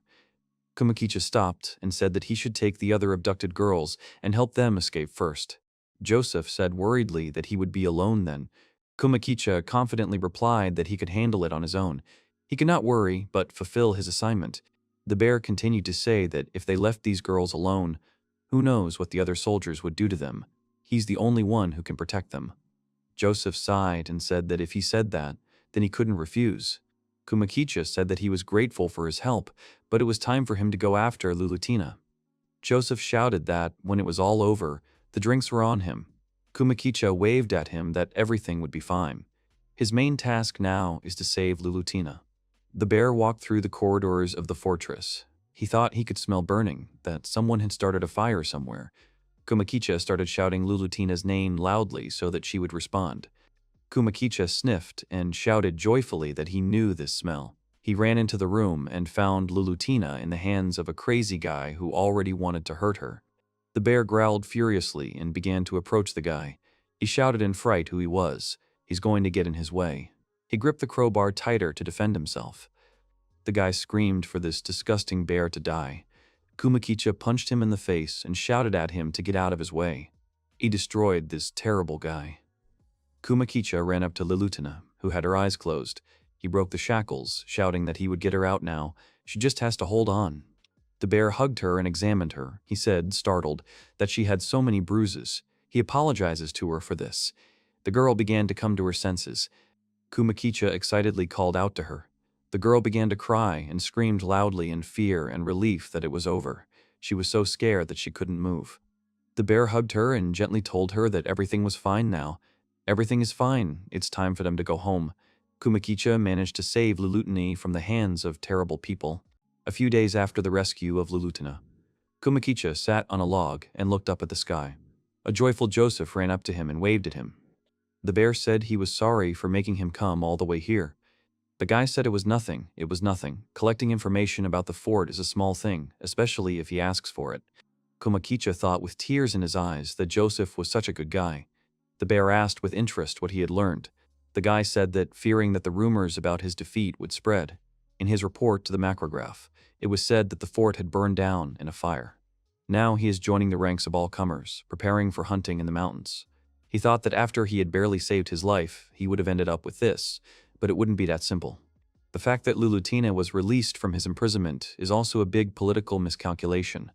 There are still too many living beastmen from the Lulutina clan who don't care about the Lord's opinion and continue to resist. He's definitely afraid of a hoax. Even if simple rumors start spreading about a powerful entity, maybe even a guardian spirit, and even that he appeared in a forest where werewolves are hiding. Joseph said that Hadwin was keeping his mouth shut anyway, so the Lord's troops weren't doing anything, but he had already gathered several hundred people. Now he would say that there are about 500 of them. The guy continued that this was not the main problem. If his hunt starts, he will summon all the hunters nearby. For a decent fee, they'll find scum who can find their way here. Joseph said that it was not possible to live a few days away from the nearest larger village. Kumakik was asked how long he thought it would take Hadwin to finish his training. The guy mentioned that his wounds are shallow.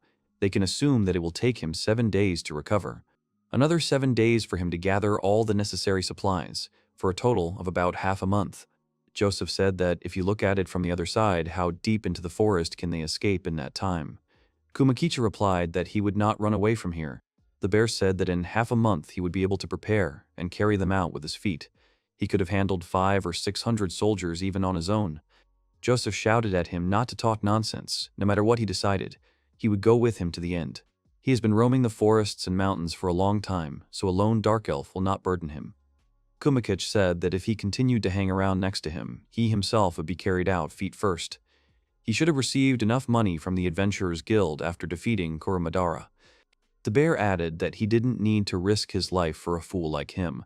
Joseph shouted that he had told him not to talk nonsense. If he was so afraid for his life, he wouldn't have gone to the fort with him to fight in the front ranks. The guy continued to shout that he was attracted to his masculinity. Really, he doesn't understand when such feelings blossom between men. Risking your life is a common thing. Kumakicha looked at the guy with tears in his eyes. The bear awkwardly asked what other feelings were. Such things confused him. If he had told him to stand in front of him and get hit, he would have done it. Joseph shouted that he was his anytime. Kumakicha turned away and said anything but that. The guy with tears in his eyes asked why he was crying. Kumakicha asked that he was crying too. The bear thought that at least Joseph was half human, half dark elf. Apart from these ears, he is identical to a human for him. He continued to reason that in the meantime, he is a 100% pathetic bear covered in fur. He doesn't even know how to use the bear's vocal cords to make sounds and words in human language. Kumakicha thought that this guy believed in him. In front of him is a man who is ready to risk his life for him. He has no words. The bear held out his fist to the guy and said they would do it. The guy punched him with his fist and shouted that it was covered up. Evening came, and the bear returned home. Lilatina was cooking dinner for everyone at that time. The triplets were all over Kumakich. Lilatina said with a smile that she was glad to see him back. Lunch will be ready soon. Lilatina said he was asking for his forgiveness. She hopes it hasn't become a problem. She added that she would take care of everything from tomorrow. Lilatina excitedly asked why she didn't leave some housework to them. She and Altina learned to cook from their mother. Altina agreed. The girl said she could leave it to them and rest. Altina lay on her back. Lilutina shouted that she shouldn't push him. She's not sick, she's fine. She was surrounded by triplets with a blanket. They shouted for the little sister to stay down. They'll do the cleaning. Lilutina shouted in shock that they were too. The triplets wrapped her in a blanket and laughed happily. Lilutina screamed that she would just stay here and be silent. Altina said that Lilutina is in a role. Kumakicha thought that Lilutina was trying to pretend that she was holding on, so her sisters weren't too worried about her. No doubt she feels responsible for protecting her sisters instead of her father. Altina anxiously called Kumakich. The bear awkwardly replied that it was nothing. AG was just hungry. Lilatina said she was sorry and they would be ready soon. Lilatina filled the plate and shouted for them to fly in. They can eat to their heart's content. The triplets happily shouted that it smells so delicious, they want to eat so much.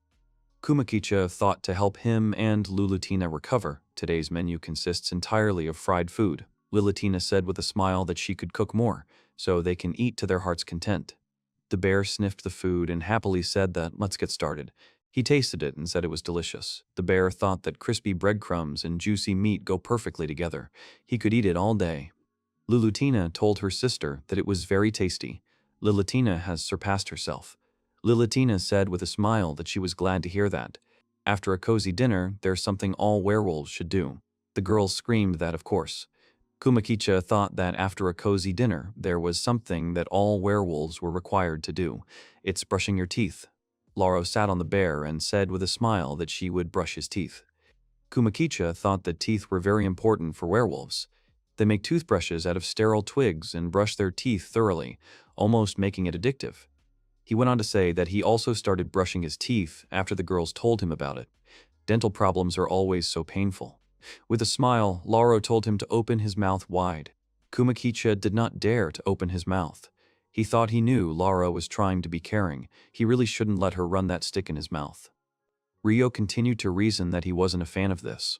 It's like a role-playing game. A mother takes care of her child. He's not a fan of that at all.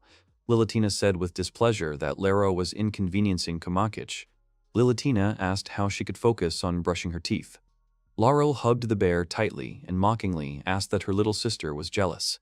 Lauro asked that she knows that Kumakicha is marrying Lauro. Lilatina screamed in shock. Lilatina shouted in displeasure that it was pointless. Altina said that not in this life. Kumakicha awkwardly thought about what was happening now. Lauro screamed that there was no way. Kumakicha's fangs belonged to her.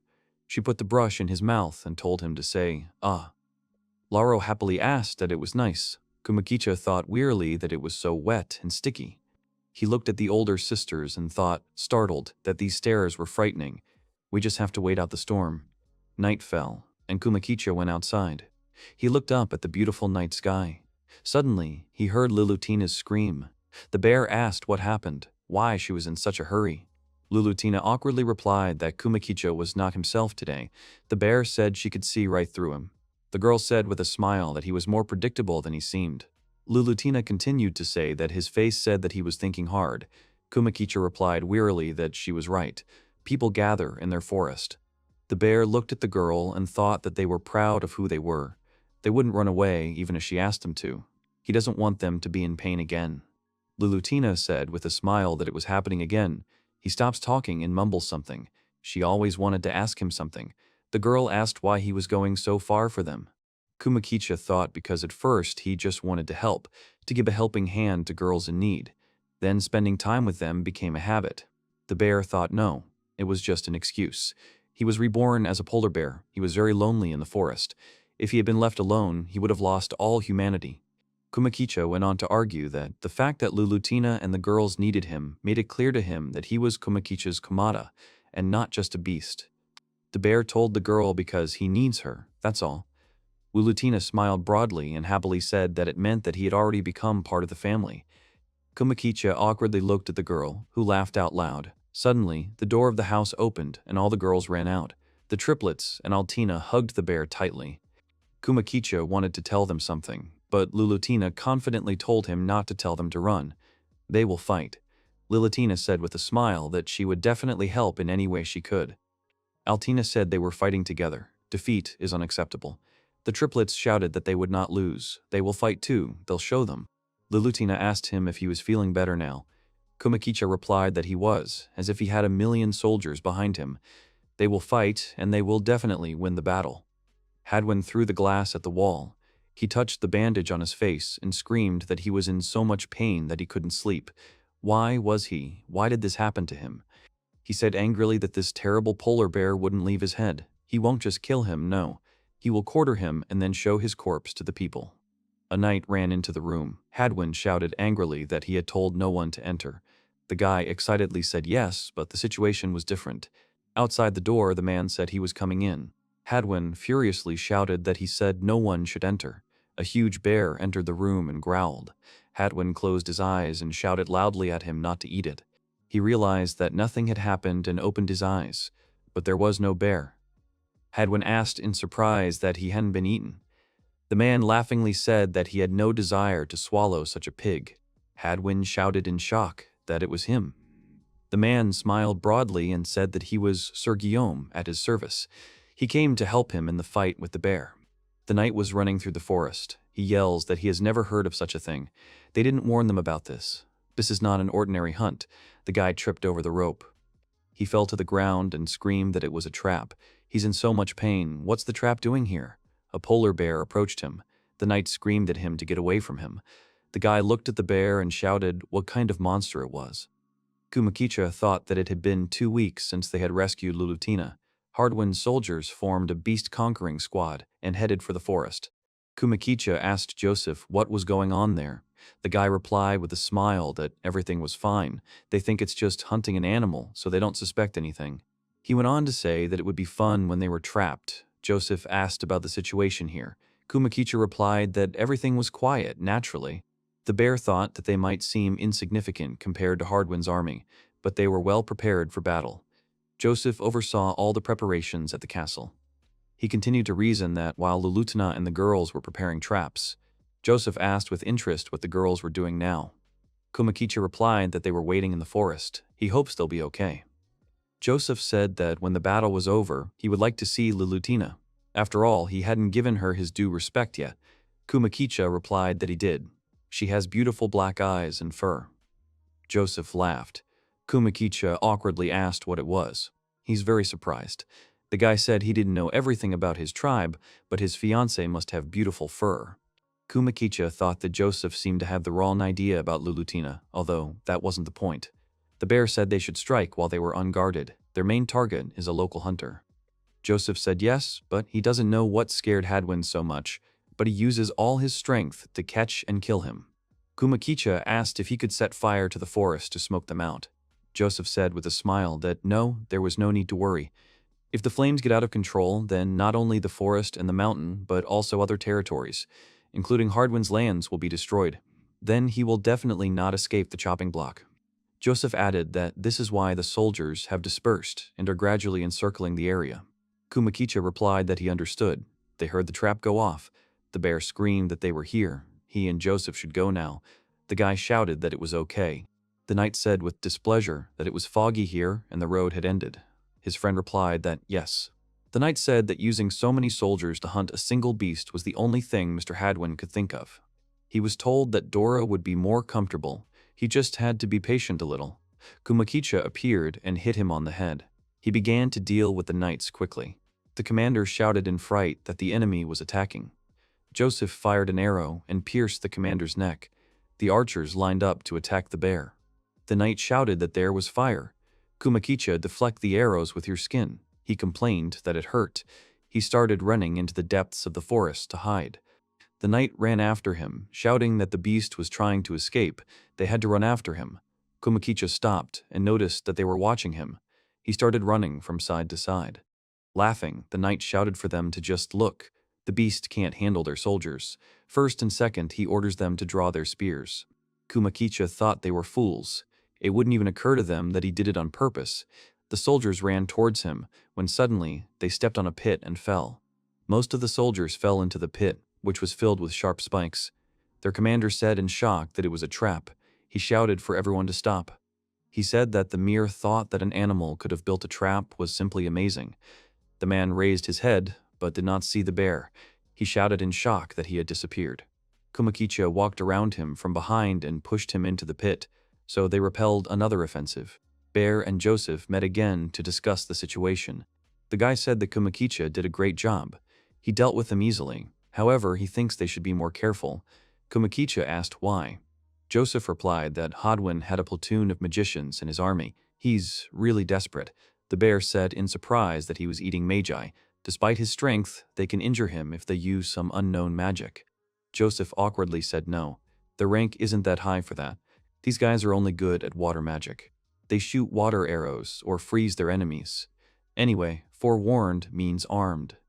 Kumakicha said that he could handle them. The guy said he heard Hadwin hired a terrible man, Margrave Coldreja, General Velton, and his division. Joseph went on to say that they had fought not far from here with a man named Guillaume, who possessed remarkable strength, and now he was helping Hadwin.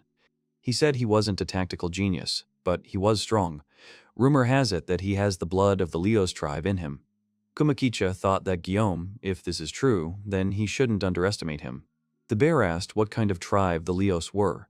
Joseph said that maybe he hadn't heard of them. They are half-humans, descendants of lions. They have lion faces, and the power is comparable to that of an orc. They are incredibly strong. The guy went on to say that they were from the southern lands, so they didn't seem to like the cold. Kumakicha replied that it was clear. If there are half-human polar bears, then the existence of half-human lions is quite logical. Kumakicha said that even so, Joseph is so wise. The guy asked in shock that he was wise. The bear replied that it was. He doesn't know much, so the fact that he's with him is very encouraging. Joseph confusedly said that this was not the case. He's very ignorant, to be honest. It's just that he knows something here, something there. This is unworthy of praise. The guy started walking away. Kumakicha asked where he was going now. The guy shouted that he would go on patrol. The bear waved at him and wished him luck. Josiah was running through the woods. He said that just a little more, and he wouldn't have been able to hold back with Sire. He said that Joseph is wise. The guy heard the scream and hid in a tree. He asked with interest what it was. Was it really a dispute? The knight shouted that all the local hunters had disappeared and that the beast was nowhere to be seen, but he could handle it. They shouted at him to stop. Guillaume grabbed him by the head and asked him where he was going to go. The man laughingly said that he was leaving after paying. He was definitely a mercenary. The knight shouted in fright for him to let him go. Guillaume squeezed his head and crushed it.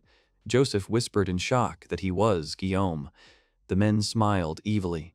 Guillemot said that the mouse had shown its nose out of the hole. Joseph asked, startled that he had noticed him.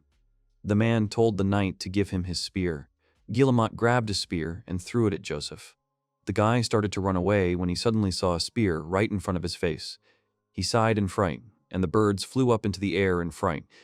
Guillemot came to the place where Joseph was. He saw the spear that pierced the cape. He complained that he had missed. I got a quick mouse. Guillaume raised his spear, which began to drip blood. He smiled and said that, although, no, he didn't miss, so he did well with this mouse. Joseph came to the bear saying that he had made a mistake. Kumakicha looked at the guy who was pinching the wound on his shoulders. The bear screamed in fright, "What's wrong with him?" Kumakicha bandaged the wound with a bandage, and said he hoped it could be considered first aid. Joseph said wearily that he was grateful to him. With that, he can continue fighting. The bear sternly replied that it was not. He needs to go down the mountain and find someone who can provide him with real medical care. Joseph asked in surprise, "What?" The guy got up from the rock and shouted that it didn't hurt anymore. His arm is fine, he can still hold a sword. Joseph breathed heavily and dropped to one knee. Kumakicha helped him to keep his balance and asked him what he was seeing. "There's not much he can do in this state," the guy said with displeasure that he could object. The bear told Joseph that he didn't want him to suffer so much because of him. They still have an advantage and a bunch of traps to boot, so he has to remember, they will win. Kumakicha said that if more troops were sent after him after Harwen's soldiers were destroyed, he would be the only one he could count on. Joseph began to cry and said that he thought he would regret that he had decided to accept his help. Kumakicha replied that he was not at all. Now the main thing for him is to recover as soon as possible. The bear added that he must survive and come to his aid again. After a long time, Kumakicha went home to check on his sisters. Lulutina happily shouted that he was fine. The triplets ran up to the bear and hugged him tightly. The girl complained, telling the girls not to push. Kumakicha said he was fine. Joseph had to leave them. Lulutina said uncertainly that this was Kumakicha's companion, who had helped him in battle, if he was not confusing anything. The bear replied that it was. He was seriously injured, and he advised him to retreat. Lulutina confidently shouted that from now on they, the werewolves, would fight for the allies who had shed their blood for them. Kumakicha firmly said yes, they will win. They will show these rags that it was not worth poking into their forest. Everyone shouted loudly that yes, they would protect the forest from enemies. The army was advancing into the depths of the forest. Kumakicha thought that this was how the decisive battle on Mount Kudnik began. Lulutina ran out in front of one group of knights. The guy shouted that the enemy was attacking. The knight shouted at his friends not to rush headlong. There were probably traps. Lulutina took out her sword and thought that it looked like they had become more careful. Kumakicha thought that in that case, he would just distract them. The bear ran out and took down a couple of knights. Those who remained surrounded him and shouted joyfully that he had jumped out of the forest. One of the knights said angrily that he had broken their formation, and now they had to attack. Meanwhile, in the center of the camp, the knight came to Hadwin. The man happily asked his subordinate that the beast was already dead. The knight bowed and replied that not yet, but they were trying. Hadwin shouted angrily that he had just told him they should have brought his head by now. The knight replied that a group of mercenaries had just engaged them in battle. The guy continued to say that the beast had left the forest and now they had the advantage. It will only be a matter of time before he dies. Hadwin happily said that he would look forward to it. Hadwin bent down to the knight's face and said with a smile that, by the way, they should try to catch the girls alive. The knight quietly replied that it was fine. Hadwin shouted that he was free then. He proudly walked out of the tent. Hadwin said that he had spent so much effort and resources, but these cuties would be a worthy reward for him. Hadwin noticed Guillaume and angrily shouted that he was a scoundrel. Why wasn't he on the front line? Guillaume glared at him, which made Hadwin sigh loudly and in alarm. Guillaume complained that there was water magic there. He hates it. Hadwin asked angrily what he had just said. He pays him for what? The man replied with a smile that he needed to wait a bit. He added that time was almost up. Hadwin asked what it meant. He began to leave with dissatisfaction, saying that the report of their deaths could come at any moment. He better be ready. Guillemot thought that Hadwin had decided that knowing his enemy meant defeating him. Komaki fought with a knight. The men tried to stab the bear with swords. Kumakicha said it was useless. He defeated the soldiers one by one. 3 people ran up to him at once and started hitting him with swords. The bear turned around and took them all down at once. The other knights shouted that this terrible beast was still breathing. Kumakicha felt his back ache. He thought that, of course, such a blow could hurt, but he would not be able to stop it. The bear noticed the people in robes. They released a stream of water. Kumakicha grabbed the knight and used him as a shield. He thought, that's what magic is. He continued to reason that these scoundrels were dangerous. We need to remove them first. Kumakicha ran at the magicians, sweeping away the knights in his path. Ice got into it. The bear thought it was an ice arrow, but it couldn't take him. Kumakicha destroyed all the magicians. He turned to the knights, who were staring at him in fright. Kumakicha thought that now it was time for the second act. The bear exhaled and screamed with pain in his voice. The knight asked in surprise what was going on. The bear covered his head with his paws and cried. Kumakicha began to quickly withdraw from the battlefield. The knight was shocked to say that really he was running away. He's really running away. The knights ran after him, shouting that the beast was exhausted. They'll kill him and use his skin for rags. He has to stop so they can catch him. Kumakicha climbed over the rocks to the top. The knights shouted that he was climbing a mountain. They had trapped him. They'll cut him into pieces, but they have to catch up. Kumakicha thought it was just in time. He jumped into the bushes and shouted that now. Lulutina shouted that it was okay. She cut the rope, and logs rained down on the knights. Some knights were overwhelmed, while others screamed that they needed to run away. The commander shouted at them not to push. Kumakicha walked around them and jumped out in front of them. The knight asked in shock that he had come down. Kumakicha grabbed a log and thought that now it was time to start a real fight. He started hitting the knights with a log. The knight shouted to his friends to raise their shield. Kumakicha picked up a log and shouted that it was useless. The bear hit dozens of knights with a log. The soldier angrily asked why this was happening. His friend replied that the bear was just mocking him. Lulutina and Lilitina shot at the knights from the mountain. They deftly hit them. Someone shouted that they were werewolves. At the same moment, a huge boulder hit the knight. Altina and the triplets launched rocks using a catapult. Lulutina and Lilitina shouted that they would cover Kumakicha's back. It should hit right in the center.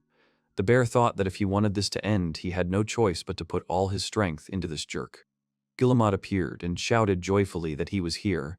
He must be that forest beast. They finally met. Hadwin laughed happily at his words. Kumakicha took the log in his hands and followed the man.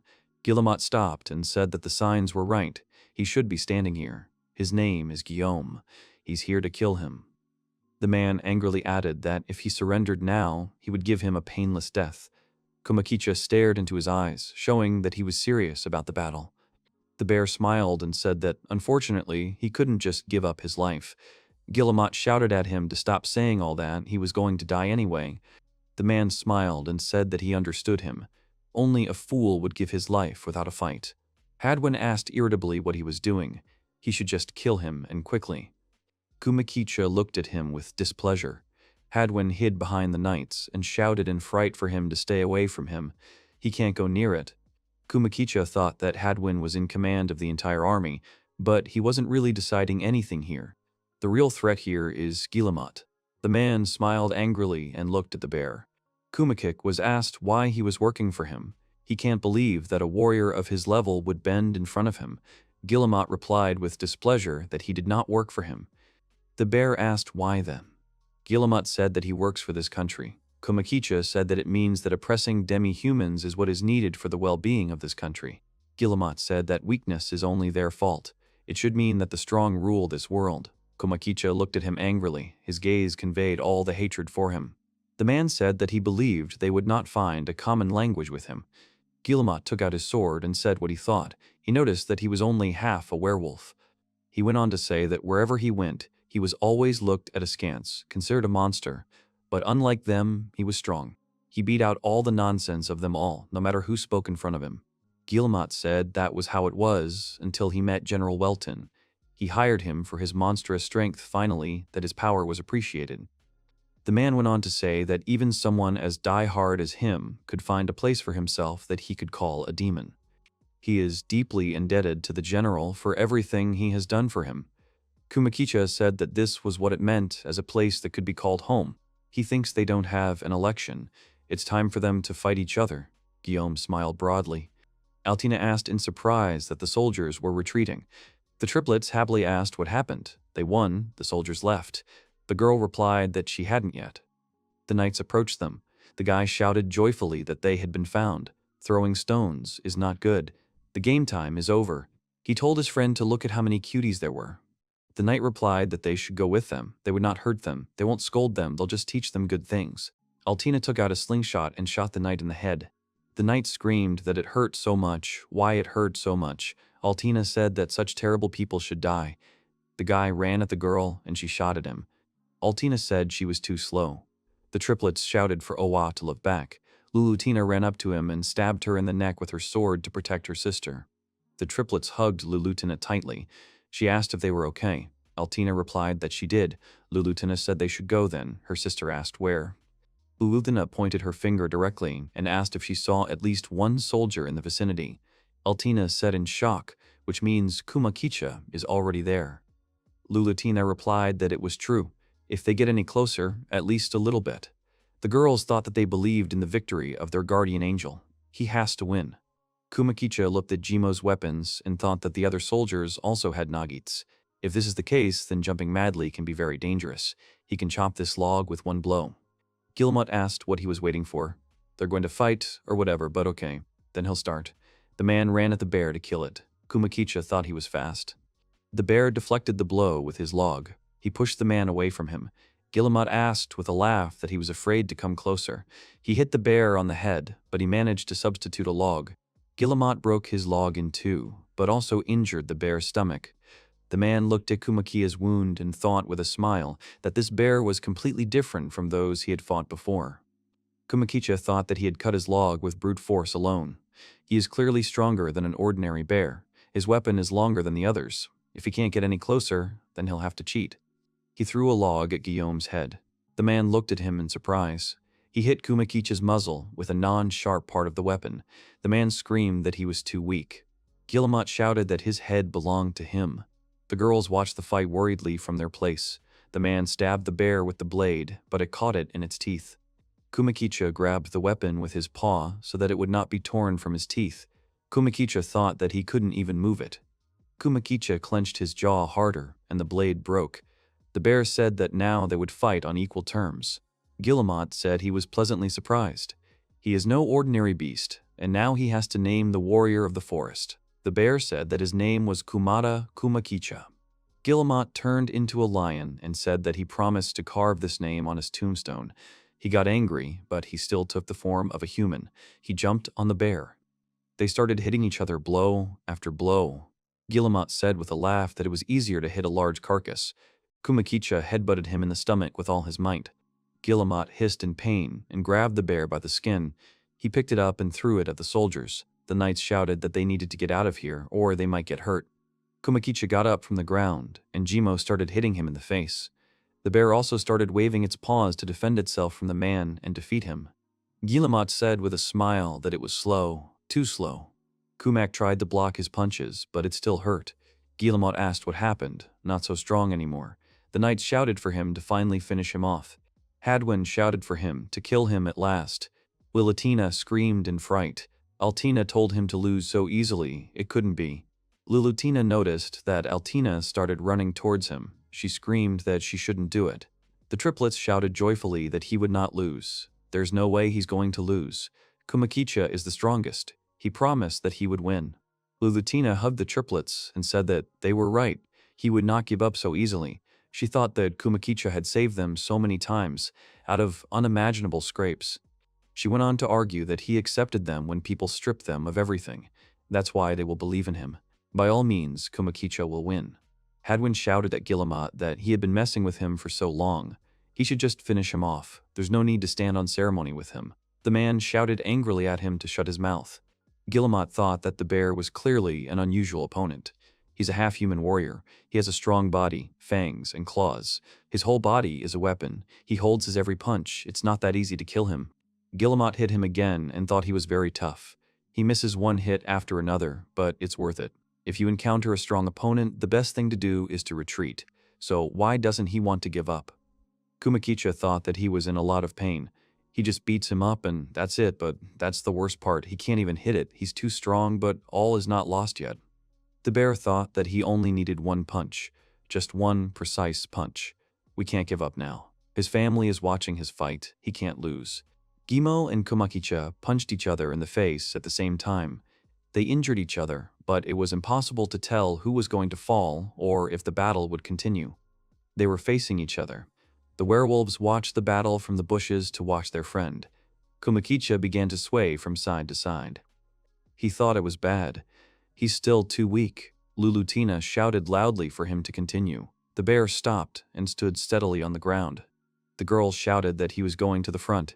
He can do anything. Kumakicha thought that he would not let himself fall here. Blood began to flow from Guillemot's wound. He croaked angrily when he noticed this. He clenched his muscles and told Kumakichi that he wouldn't just die. His wounds healed by themselves. They started hitting each other again, but no one gave up. Kumakicha got his claws on his enemy's face. He thought that he had not wounded him deeply, but at least he had touched him. Guillemot angrily asked what he thought would defeat him already. They were hitting each other. At first, Guillemot seized the initiative and beat the bear. Then Kumakic beat the man. It went on all the time, but no one gave up. Guillaume breathed wearily. He did not expect that the battle would last so long. He swung and hit Kumakic, but the bear noticed it and tilted his head to the side. Guillemot missed. Kumakicha headbutted Guillaume in the stomach with all his might. The bear threw him to the ground. Guillemot got down on all fours and coughed. He was shocked to think how many ribs he had just broken. He argued angrily that he was too strong. His stomach seemed to explode from his blow. Kumakicha approached him from behind, but the man was lost in thought and did not notice it. Guillaume thought in disbelief that he was going to lose. No, his body could still fight, like he could lose to a bear. Kumakicha swung and shouted that this was the end for Guillaume. The man took out his sword and stabbed the bear. He shouted that no, not yet. The girls shouted that he had a sword.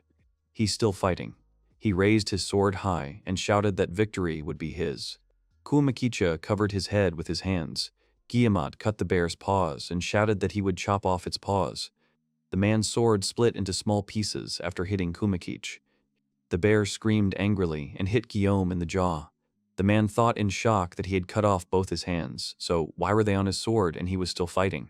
Kumakicha began to strike with his claws. He cut through Guillemot's entire chest. The man asked how he could still move.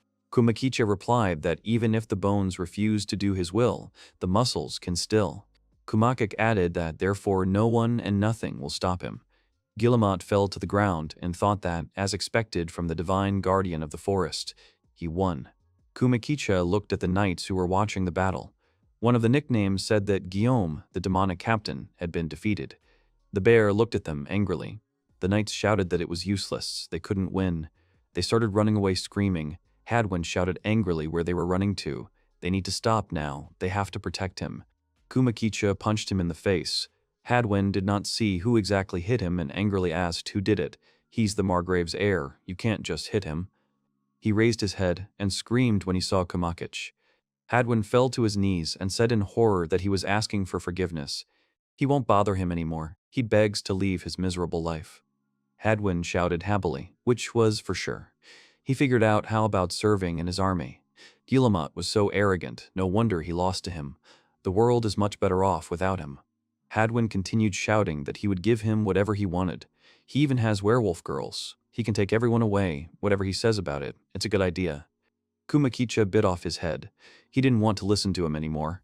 Hadwin lost, he spared him once, but this time he didn't want to do it. The bear said it was disgusting.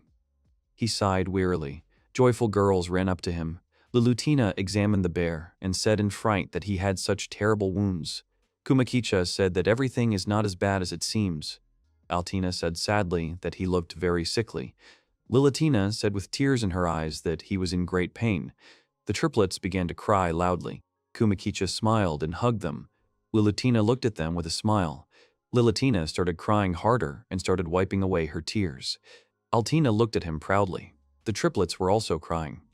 Lilitina washed the laundry and went out to hang it on the ropes.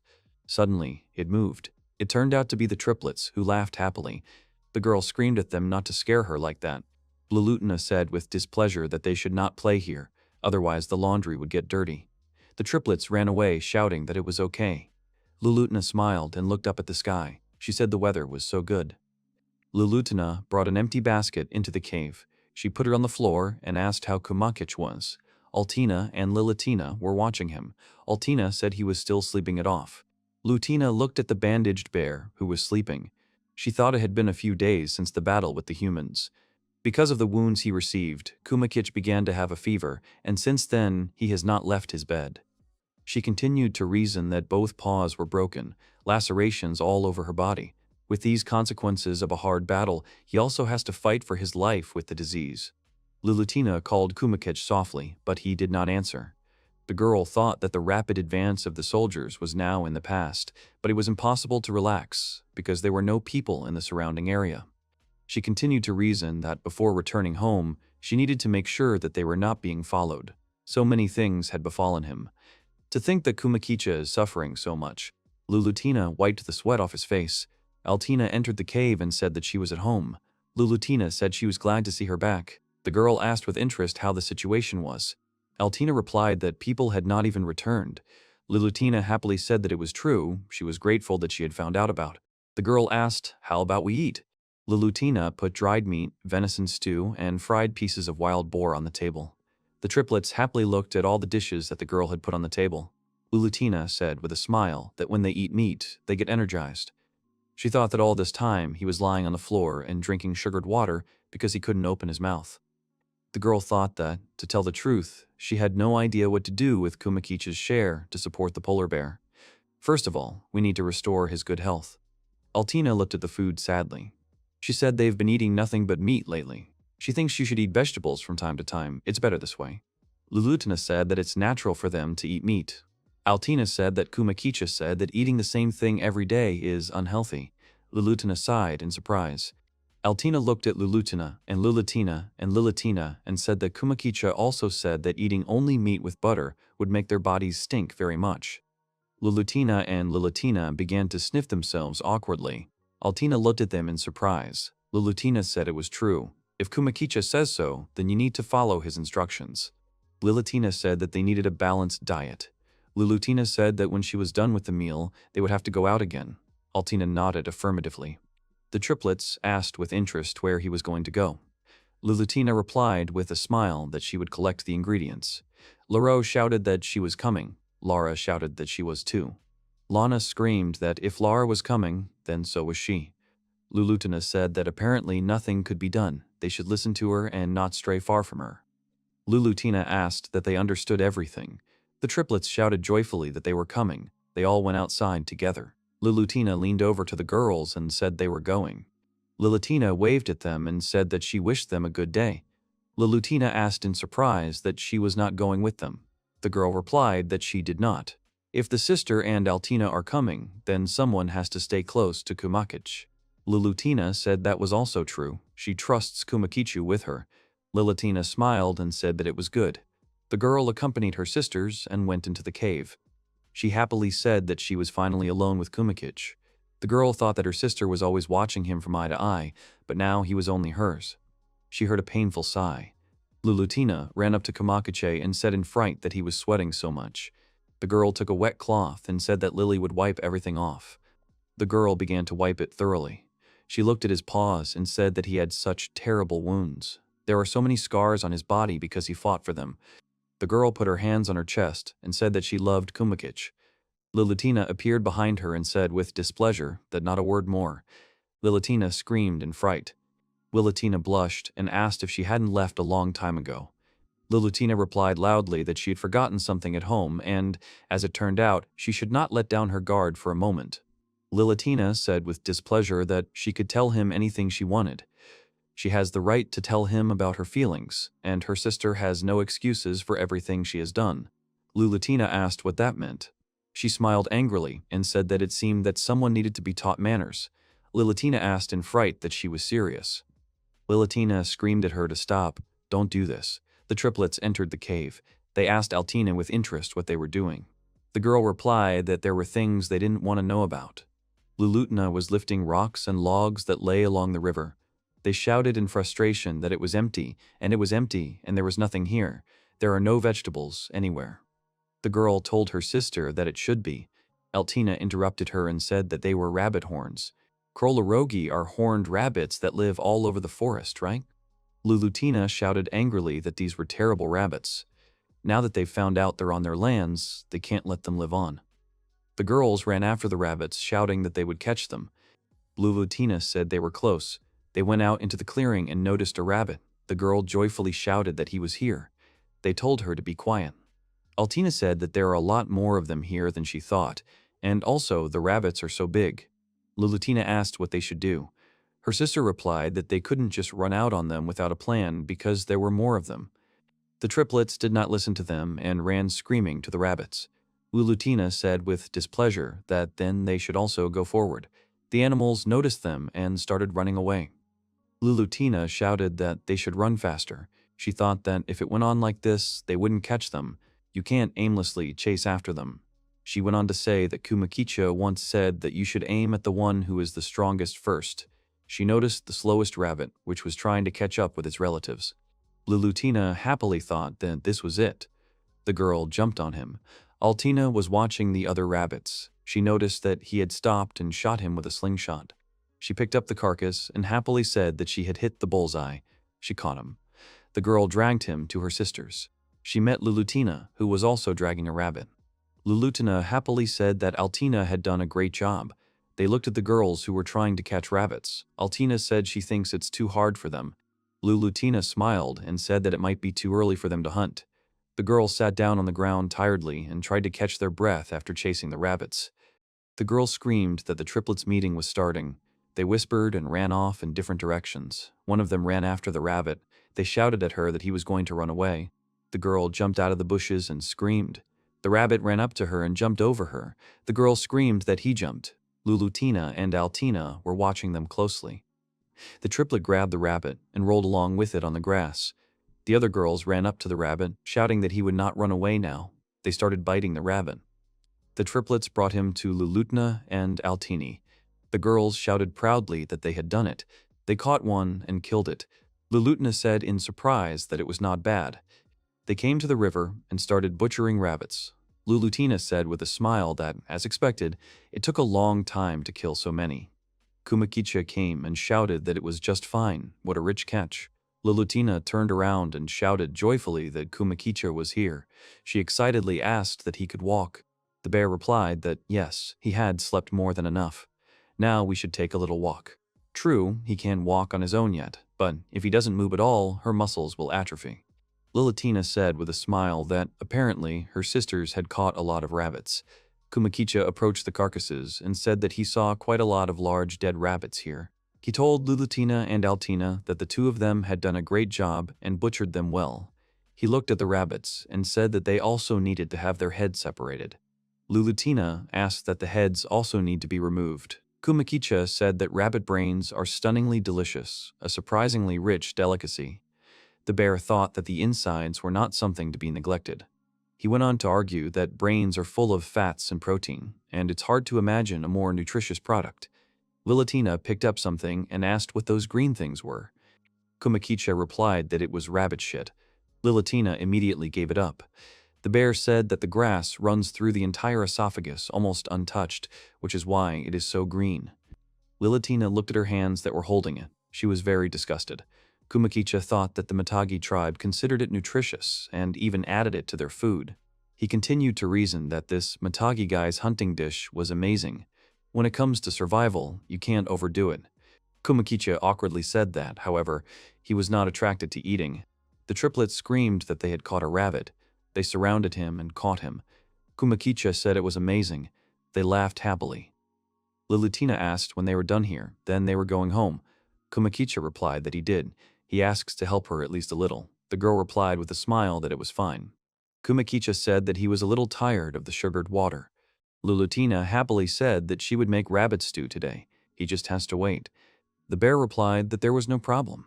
Kumakicha met with Joseph. The guy happily asked that his wounds would heal soon. The bear replied that he had already. He's glad it didn't take long. Kumakicha proudly added that he was lucky to be a tough guy. Joseph said with a smile that in just half a month, it was simply impressive. He is very happy about it. Joseph said that one way or another, but they defeated Guillemot. Komakik has not only a strong body, but also an unsurpassed fighting spirit. He never ceases to admire him. Kumakicha awkwardly told him to stop. Joseph said that now he is considered the white guardian angel of the forest. People came with offerings and left them in the forest. The bear thought awkwardly that it was true. An altar was built at the very entrance to the forest, where offerings were piled day by day, and all this for only one reason. The bear continued to reason that it was all because he had won by defending this forest. Due to the deaths of Guillemot and Hadwin, a full-scale war was supposed to start with the Margrave of Coldridge, but it did not happen because a coup d'etat began in the capital. Kumakicha thought, who would have thought that rumors about a white god who punishes villains would be able to spread because of this? Joseph said with a smile that, in general, he was glad that he would meet with his family today. Joseph happily said that he couldn't wait to meet his wife, whom he was so proud of. He won't be surprised if she's as fluffy as he is. He'd rather see her. Kumakicha thought awkwardly that he wasn't sure how to tell him the right thing. He doesn't really want to think about it right now. He invited Joseph to his house to celebrate his recovery and victory. The bear continued to argue that he still had not resolved the misunderstanding with Joseph about the girls, how he would react to them and how they reacted to him. That's what's bothering him right now. They came to the house of Kumakich and the girls. They sat down by the campfire. Lulutina handed Joseph a mug with a smile and said that maybe this tea was far from ideal, but the richer the better. Joseph said that he asked her not to worry about it. Kumakicha felt something strange behind his back. He turned his head and saw the triplets. He was surprised to think that the triplets were shy now. Suddenly, he felt bigger hands on his fur. It turned out to be Altina, who was hiding behind his back. Kumakicha thought that even Altina was here. He wouldn't be surprised if werewolves were terribly shy. The bear told Joseph that the drink was not poisoned. He could drink safely. Lulutina laughed and shouted that he was so stupid. She seemed to hit him as a joke. Kumakicha thought hard about why it hurt so much. He didn't understand. Lulutina stared at him and said with displeasure that she would never have sent the food. Joseph blushed and shouted that he was not. He wasn't thinking about it at all. The guy added that it was fair. He's going to try it now. Joseph drank some tea and shouted that it was so hot. Kumakicha wondered what had become of him. Since when did he choose his words so carefully? Being a good guy doesn't suit him. Lulutina leaned over to Joseph and said that his clothes were soaked. The guy blushed and shouted that he wasn't. There's nothing to worry about. He's fine, really. Joseph bowed and shouted that he asked ma'am not to think about him. Lulutina asked in surprise that she was a ma'am. Joseph asked her that she was Kumakicha's wife, wasn't she? The guy added that someone like him should treat her with respect. Lulutina smiled and happily said that she was Kumakicha's wife. It was so amazing. Lulutina, displeased, told her to make her face simpler. She looks really creepy right now. Joseph asked Lulutina with interest what she meant. Lulutina leaned over to Joseph and shouted joyfully that she begged him to address her on any occasion, whatever. If he thinks she and Kumakicha are together, then he's like a little brother to her. She made sure that Joseph could always rely on her. Kumakicha looked in surprise at her tail, which was swinging from side to side. The girl was very happy. Joseph said that he thanked her for her work. Lulutina happily shouted that there was no need to be shy, everything was just fine. The girl hit the girl with her tail. Lulutina said irritably that Lulutina was stupid. The stars appeared in the sky, and everyone went about their business. Altina supervised the stew, while Lulutina cut the meat. The sisters are busy cooking now. Joseph approached Kumakiche and shouted, which was very cruel of him. He didn't say she was so charming. The bear looked at the guy and asked that he was blushing like a tomato. He was fine. Joseph complained and told him to stop joking. It's not like he's hiding it. Kumakich was asked with interest that he does not know how to communicate with girls. Joseph replied that no, it's not that he doesn't know how to communicate with a girl. He just didn't expect to see Lulutin. That is, no, he meant Altina. Kumakicha told him to do it again. Joseph said he was somewhat interested in her. Kumakicha thought that everything was bad. We need to call the police. There's a guy who likes little girls. The bear continued to reason that this was why Altina was so scared. Everything is bad. He has to cut off something for him. Joseph shouted that no, he had to understand him correctly. Joseph went on to say that she looked exactly like his sister, whom he had to leave behind in the village. Kumakicha looked at him in surprise. Joseph awkwardly said that was it. Kumakicha asked what it was exactly. He thought he remembered Joseph saying something about the village he had to leave. He continued to argue that everyone has moments from the past, that they are not in the mood to share with others, and after he saw their happy family. Kumakicha asked why they shouldn't have a drink. What would he say about it? Joseph said with a smile that his claws had sunk into his shoulder. Could he please take them away? Kumakicha and Joseph looked at the happy girls with smiles. Willatina poured it for him, saying that here was a drink. Kumakicha said he was grateful to her. Kumakicha poured for his friend and said with a laugh that they should drink one each first. He would handle it. The guy laughed and said that they, the Dark Elves, were noble merry men. Joseph drank and shouted happily that it was a great drink. Kumakicha asked with interest what really went so well. The guy poured him a cup and said with a smile that he should try it himself. The bear drank and talked, which is pretty good. Joseph said it was really a pretty good drink. They always see good things at a glance. Kumakicha noticed the triplets drooling over the pot. The bear thought that yes, until he starts eating, they won't either. Werewolves obey a strict hierarchy. They cannot make decisions on their own. He went on to reason that if their eldest, in other words he, didn't start eating, then neither would they. Lulutina sternly told the girls that it was not allowed yet. Kumakicha thought that in conditions of strict discipline, this takes a terrible turn at all. The bear smilingly told Lulutina to give him his portion. His conscience will devour him because of the girls. The girl happily shouted that of course. They started happily eating the cooked food. The girls quickly devoured their portions. They were very hungry. Altina was serving the food, and Lulutina was carrying it. Kumakicha noticed how Joseph picked up his mug and bumped it against his own. They started chatting merrily. Kumakicha thought that the next morning. Joseph was still a little drunk, but he came home smiling. As soon as he left, Kumakicha went hunting. The bear thought that tracks of a huge animal had been left near the shelter, despite the fact that not a single trap had worked. He followed the tracks, and it turned out to be a huge deer. Kumakicha climbed a tree and thought that he didn't seem to notice him. You need to get closer, sneak up and knock to the ground. Suddenly, a deer was shot with fire. Kumakicha looked at him in surprise. He noticed a girl who happily shouted that she had done it. If it's Rikata's magic, then even he will become prey for her. Kumakicha looked at her in shock. Rikata approached the deer carcass and proudly asked what he thought of its magic. The bear smiled and thought it was a little elf witch. Rikata shouted joyfully that now her grandmother would surely admit that she had already grown up. She climbed on the deer, when suddenly he jumped up and ran away, and the girl fell to the ground. Kumakicha awkwardly thought that her prey had just run away.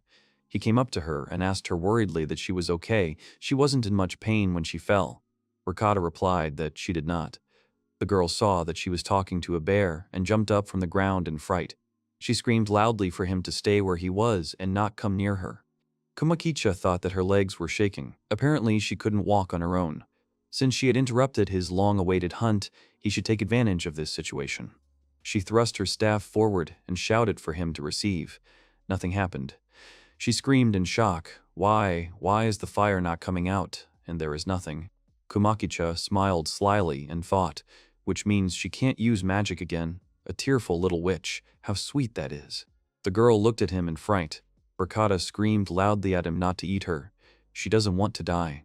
Kumakicha excitedly shouted that he was to blame. He's asking for forgiveness, but don't cry now. He's not a sneaky polar bear.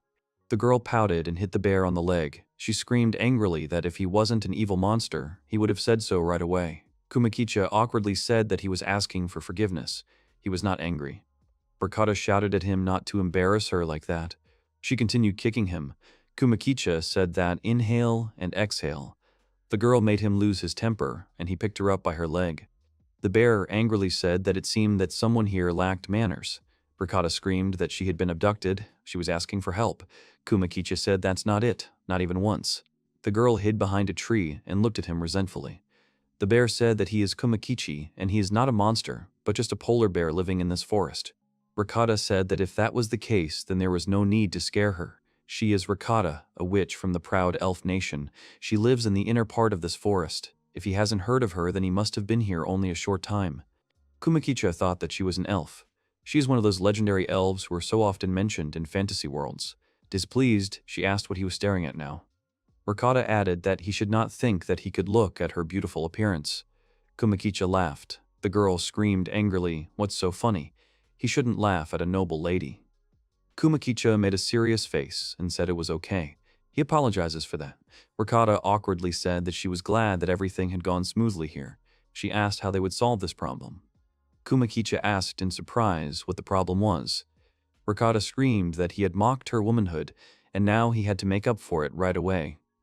Kumakicha thought in shock that she wanted him to make up for something. Even if he agrees to her terms, he's a bear, how can he repay anything? The bear said he was sorry, but he didn't have any money. In return, he can wash her laundry if she wants. Ricotta shouted in embarrassment that he hadn't seen anything. The girl screamed even louder that he hadn't seen anything. Nothing was happening to her. It is forbidden to talk about it from now on. Kumakicha was shocked to think that she had changed her shoes so quickly. Ricotta said that even though he was a bear, he should be noble towards a girl of marriageable age who had shown herself to be inappropriate. She added that he must take responsibility. Kumakicha asked in surprise what to take responsibility for. Sheepishly, Ricotta said that it wasn't that she wanted to, but he would have taken him as her husband. Ricotta screamed that she was doing it under duress, and that was all. Kumakicha wondered what she was talking about right now. The bear asked that she was just joking now. The girl punched him in the chest and told him to stop fooling around. He should give her the opportunity to climb on his back. Walking while looking at his bestial face is beyond her strength. Kumakicha said softly that he understood it anyway. He helped the girl onto her back. The bear asked with interest how far he should carry her. She screamed that it was her house, of course, but it wasn't clear. Ricotta nuzzled into his fur and happily told him that he was so fluffy. It's so comfortable to ride, her respects to him. Kumakicha sighed wearily. The girl said that his sword is so white. Compared to the brown fur of werewolves, it is much more beautiful. Kumakicha replied that he was grateful to her for the compliment. Ricotta shouted in displeasure that he should know when a girl says a compliment to him, a man should also pay a compliment. Otherwise, their married life will be nasty and not long. Kumakicha tiredly said that he would try it now. Her silver-colored hair is so soft and silky, and her eyes are big and cute like wild strawberries. Ricotta blushed and said that he had left her no choice. She would stay with him today. Kumakicha was shocked to think that it was so sudden, and she wasn't too relaxed. He continued to reason that she would surely make some fool her toy in the near future. It bothers him. From that moment on, he continued chatting with the cute girl. Kumakicha thought that during this time they had gone quite far from the log cabin and had reached the northern edge of the forest. Basically, if she killed a huge moose herself, then her grandmother could have recognized Ricotta as an adult witch. Ricotta screamed that she would force her grandmother to behave with her like an adult. Kumakicha thought that he had been listening to her complaints for a long time about living with an overprotective mother who did not understand her. The bear thought that she often talked about how her father died in the war when she was a child, and also the only one. It's not surprising that she's being taken care of like this. Kumakicha went on to say that Ricotta was surprisingly good at holding on, but as soon as he told her about the dangers of the forest, she burst into tears. He thought he didn't want to hurt her, but the crying Ricotta was quiet, like a normal child. Deep down, she's a really good girl. Kumakicha and Ricotta lit a fire and sat next to him. The girl happily said that she was so warm now. She asked with a smile that he could do everything, wasn't she? And she was very grateful to him. Kumakicha replied that, yes, you're welcome. She looked at him with displeasure and asked that he couldn't be more cheerful. The bear said that you shouldn't sit so close to the fire, you'll get burned. The bear looked up at the dark sky and thought that the ancient forest was so irresponsible to wander through the forest in the dark with a little girl. Moreover, she doesn't know how she's going to get home. Kumakicha stroked the sleeping girl's head, and she said that her grandmother was there. The bear thought that it was quite normal to be calm at her age. The bear began to look at the stars. He thought he was just going to hunt close to home, but ended up spending the night somewhere unknown. He's not sure if he'll be able to get back in a day. Lulutina and the girls are probably going crazy with excitement. A new day has arrived. Ricotta climbed onto the bear's back, and they set off again. The girl called out to him with a smile. Kumakicha asked what it was. Ricotta happily said that when they got home, she would definitely introduce him to her mom. After all, now they will live together like a real family. She added with a smile that he would guard them day and night from everything bad. Kumakicha listened to him and thought about how soon they would be at her house. He would challenge her and run away. They entered a clearing, and Kumakicha sighed in surprise. He thought it was as if they had come through some kind of barrier. It's a very strange feeling, but nothing wrong. Ricotta jumped off his back and shouted joyfully that she recognized this place. She quickly ran forward. Kumakicha shouted for her to wait for him. Ricotta didn't listen to him. Kumakicha remained standing behind the trees. He saw a beautiful house, from which a woman came out and joyfully spread her arms for a hug. Ricotta definitely recognized her. Kumakicha thought they had a very nice house, but this woman turned out to be the girl's mother. The woman happily said that, thank heavens, she was back. The bear thought he'd better go home. Until they remembered about it, he returned to his home. Kumakicha happily waved his paw at the girls who were waiting for him. Lulutina and Lilitina were the first to run up to him. They hugged him tightly. Kumakicha said he was glad to see them too. Then Altina appeared and flew into the bear at full speed. Kumakicha sighed and thought it actually hurt. The triplets came running and knocked him to the ground. Lulutina looked at him worriedly. The bear said he was sorry, he was a little late. Lulutina began to cry and joyfully shouted that she had already begun to think that he would not return. Kumakicha hugged the triplets and replied that he would never leave them. She's so sensitive. The bear stroked her head to calm her down. Lulutina said she was afraid to imagine what would have happened to them if it hadn't been for him. They all entered the house together. The triplets refused to let go of the bear. Kumakicha said with a smile that Lana, Lalo, and Lala are just like children. The girls started licking his fur to show how bored they were. Lala shouted that she likes to be called a child. Lalo said that she did too. Lana said that she also likes to be a small child. Lulutina said with a laugh that she was so sorry, but they missed him so much. Kumakicha told her not to worry. They always behave like this. Everything is fine. Lulutina said that, by the way, he usually returned at night. Had the moose really taken him so far? Kumakicha awkwardly said that everything was wrong about the moose. In fact, he met a huge mouse. The bear added that she managed to escape, unfortunately. He thought she would be a wonderful decoration for their table, so he got so carried away with the chase that he completely lost count. The triplet bent over him and smelled a strange smell. Lulutina, Lilitina, and Altina looked at him intently. Kumakicha thought in horror that the smell seemed to have remained. He continued to reason that the explanation would be so complicated, and he hoped to keep it a secret. The girls complained that they were wondering where he was from. Lulutina approached him and sternly told him to take the trouble to explain his behavior. Lilitina called her displeased. The triplet said she'd better make sure for herself, and the sooner the better. The evil Altina came up to him from behind.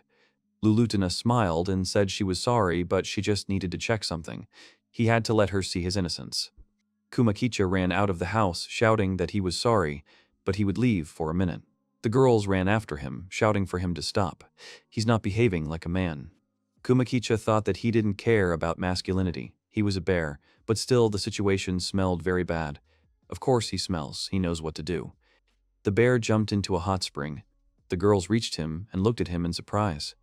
Kumakicha awkwardly said what could be better than a refreshing bath after a long day. He looked at the disgruntled girls and added that it was a heavenly pleasure. The triplets were the last to arrive at the source. They happily noticed that Kumakicha was swimming. The girls quickly undressed and ran to splash in the water. Lala shouted that she wanted to take a bath with Kumakichi. Lala replied that she did too. Lalo said that she really wanted to. The triplets started playing with him in the water. Kumakicha happily thought that everything ingenious was simple. He heard the sounds that Lulutina, Lilitina, and Altina were making. He thought tensely that their grunts and growls were a little scary. Lulutina angrily shouted at him not to try to hide from serious conversations in the bathroom anymore. The next morning came. Kumakicha thought intensely that girls had never paid so much attention to him before. They literally watch his every move. He went on to say that sometimes they cross the line. Kumakicha awkwardly asked Altina that she could at least not keep an eye on him while he was doing natural things. Altina confidently replied that Lulutina had told her to keep her eyes on Kumakichi. The bear happily said that, at least for now, she could leave him alone. Altina said that it was fine, she would make sure later. Kumakicha asked in surprise what she wanted to make sure of. Lulutina was also watching him. Kumakicha could feel their gazes. With tears in his eyes, he thought that such distrust on their part would come back to him. The bear said that he was already scared. Kumakicha thought that the days were passing, and the warm summer and rainy autumn were coming to an end. Winter will come to their forest soon.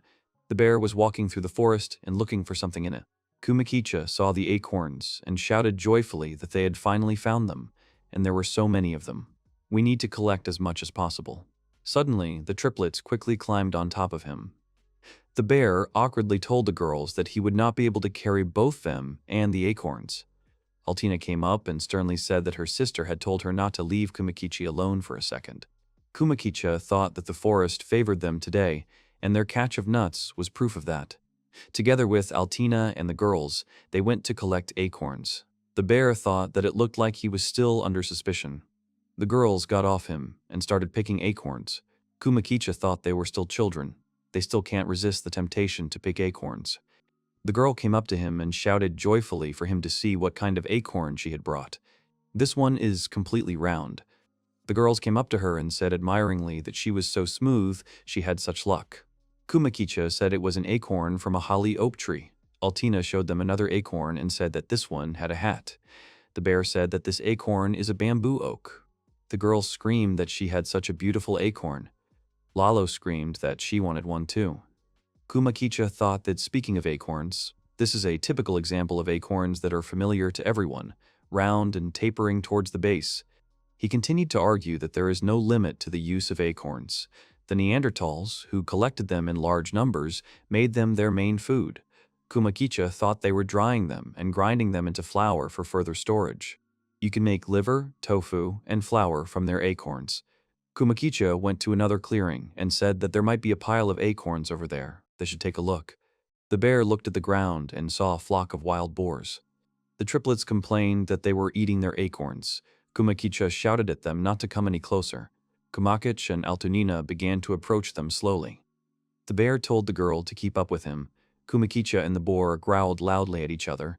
The polar bear grabbed the boar by the tusks and broke them. The boar grunted. Kumakicha thought that he still didn't want to give up. The bear grabbed the boar and threw it. He wondered what he would do now after this. He heard a screech and looked towards the boar. The animal ran into the depths of the forest. Kumakicha shouted in fright that it was bad. He's running away from here. The bear noticed a man in a hood. Kumakicha said in surprise that someone was there. The boar was just running towards the stranger. The bear screamed at him to leave. The guy took out his sword and defeated the boar. Kumakicha looked at the man and said that it looked like it was his prey. The man cut open the belly of the boar and took out its heart. He ate it with gusto right there. He licked his lips and said with a smile that it was delicious. That's all he needs. They can take the rest. Kumakicha asked what he was sure of. He runs away, but leaves all the meat. He can take more. The man confidently said that he does not need food. When you take a life, use it to continue your own. He just puts the burden on them. The man looked at the girls and added that he had so many hungry mouths. The girls hid behind the bear. The man said that there was no need to be shy. He went on to say that children are a treasure. No matter how many people destroy each other, the next generations will always come in their place. They're still afraid of him anyway, although it's no wonder their meeting was so sudden. The bear looked at the guy and said his name was Kumakicha. The man replied that he was a Drahomir, a simple wanderer. The bear was surprised to think that he was a simple wanderer. He would not say that. Dracomir put on his hood and said he was done here. It's time for him to continue his journey. Kumakicha said that then. The man said there was no need to say goodbye. They'll see each other again. Drahomir added that their paths will cross again when fate wills it. Kumakicha looked after him, meeting again whether they will be allies or enemies. Lalo was shaking the necklace in her hands. She screamed at the sisters that it was hers. Lalo shouted that no, Lalo should keep it for himself. Lana said loudly that she would take it. Lulutina angrily shouted at them to be quiet. They will give the jewelry to their sister. Kumakicha awkwardly watched their quarrels. The girl tried to calm her sisters down, but nothing worked. Lulutina asked that she was not ashamed. She has the same age and status. Lulutina screamed that she wasn't ashamed. She is more worthy of Kumakichi's mercy than they are. Kumakicha was surprised to think that mercy. He looks like an emperor. Ruler Polar Bear 1 doesn't sound bad. However, he would never have suggested that an ordinary decoration could create so many problems. The bear thought that he just wanted to occupy himself after a hearty dinner together. Kumakicha was examining the boar's teeth. Lulutina asked what was wrong. She asked if he was going to do anything about it. Kumakicha replied that he did. He has a couple of ideas on how to use it. The girls said it was the tusk of the boar they had cooked. Kumakicha said they have to work at night. Watching them work, he was inspired by them and also decided to do something, so he uses it first. Lulutina asked what it was in his hands.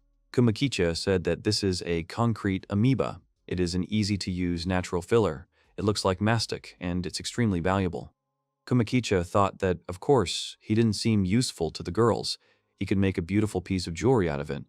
But you'll have to fill them out first. He continued to argue that, according to Joseph, this concrete amoeba is made from the remains of river animals. It hardens upon contact with air. The bear thought that was why it would be ideal for processing the canine. The babies are already asleep, thanks to their full bellies. Now he has time for needlework. Kumakicha thought that he was using it for the first time, as they say. An attempt is not torture.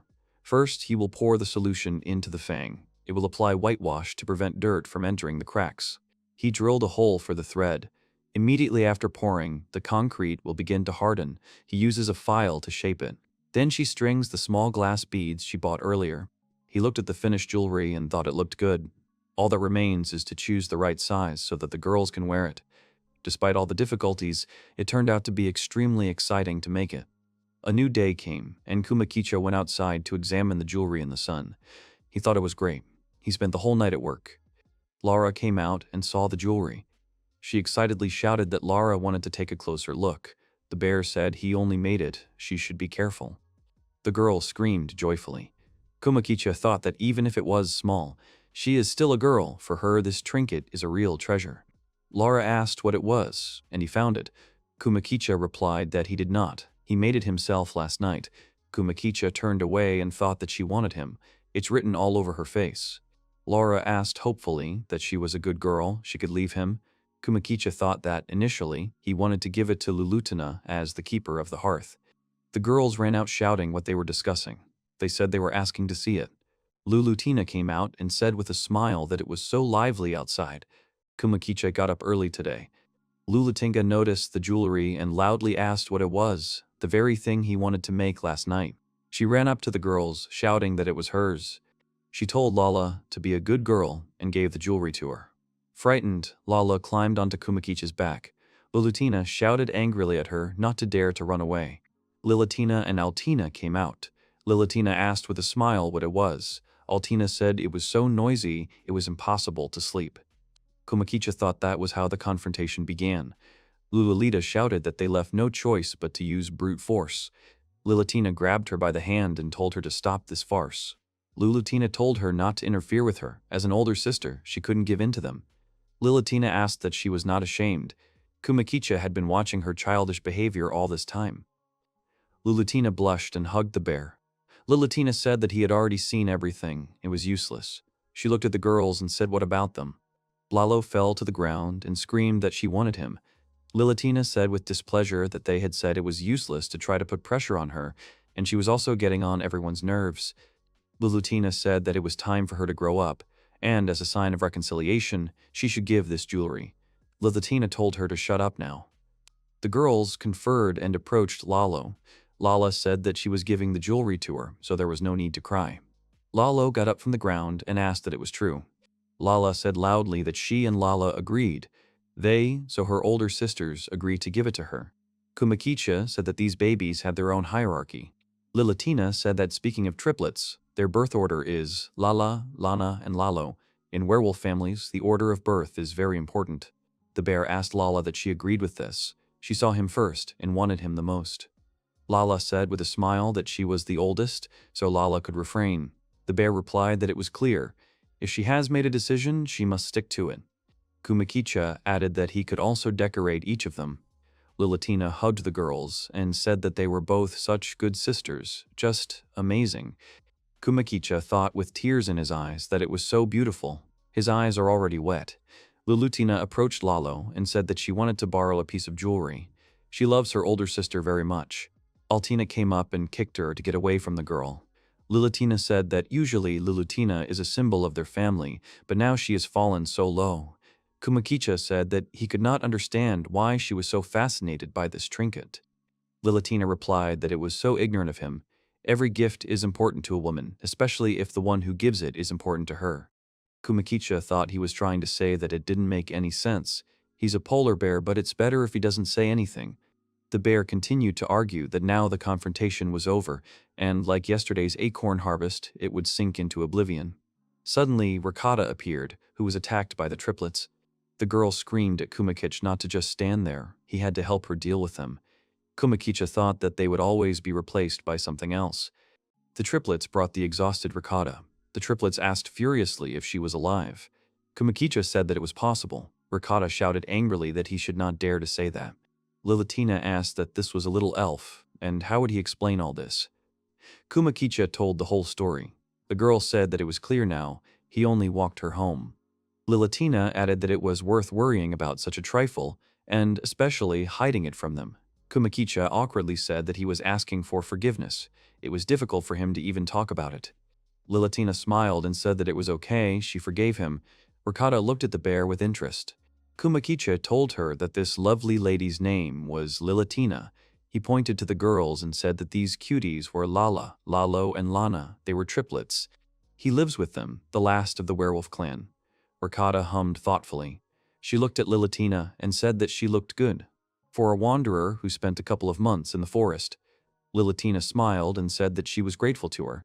Lilatina leaned over to the girl and asked what they could do for her. She must have gotten lost during her walk. Kumakicha thought that Lilatina, as always, was calm. Rikata asked that her name was Lilatina. The girl answered that it was, and asked what was the matter. The girl asked brazenly if Lilatina was deaf. Her house was too far away for her to meet Kumakichi by chance. Lilatina's face darkened, but she tried to calm down. She laughed and said sweetly that it was true. He had mentioned it, but Rikata knew that the forest was no place for little children. Rikata ran to the bear. She screamed for him to look. Mommy gave her this magic ball. With him, she will never get lost again. He doesn't have to worry about it. If you unwind it, it disappears. Rikata turned her back to him and said that if you go back, the thread starts to glow. Kumakicha said that it was clear. It looked like she was drawing with her tail. Rikata said that she had followed a magical trail from the place where she had first met Kumakiki. Kumakiki asked, well, and now could she not go back the same way? Lilatina smiled evilly and told Rikata that she shouldn't interrupt her sister when she was talking to her. It was very rude. The girl impudently asked when she had become her sister. Rikata asked, speaking of stupidity, if she had just interrupted her.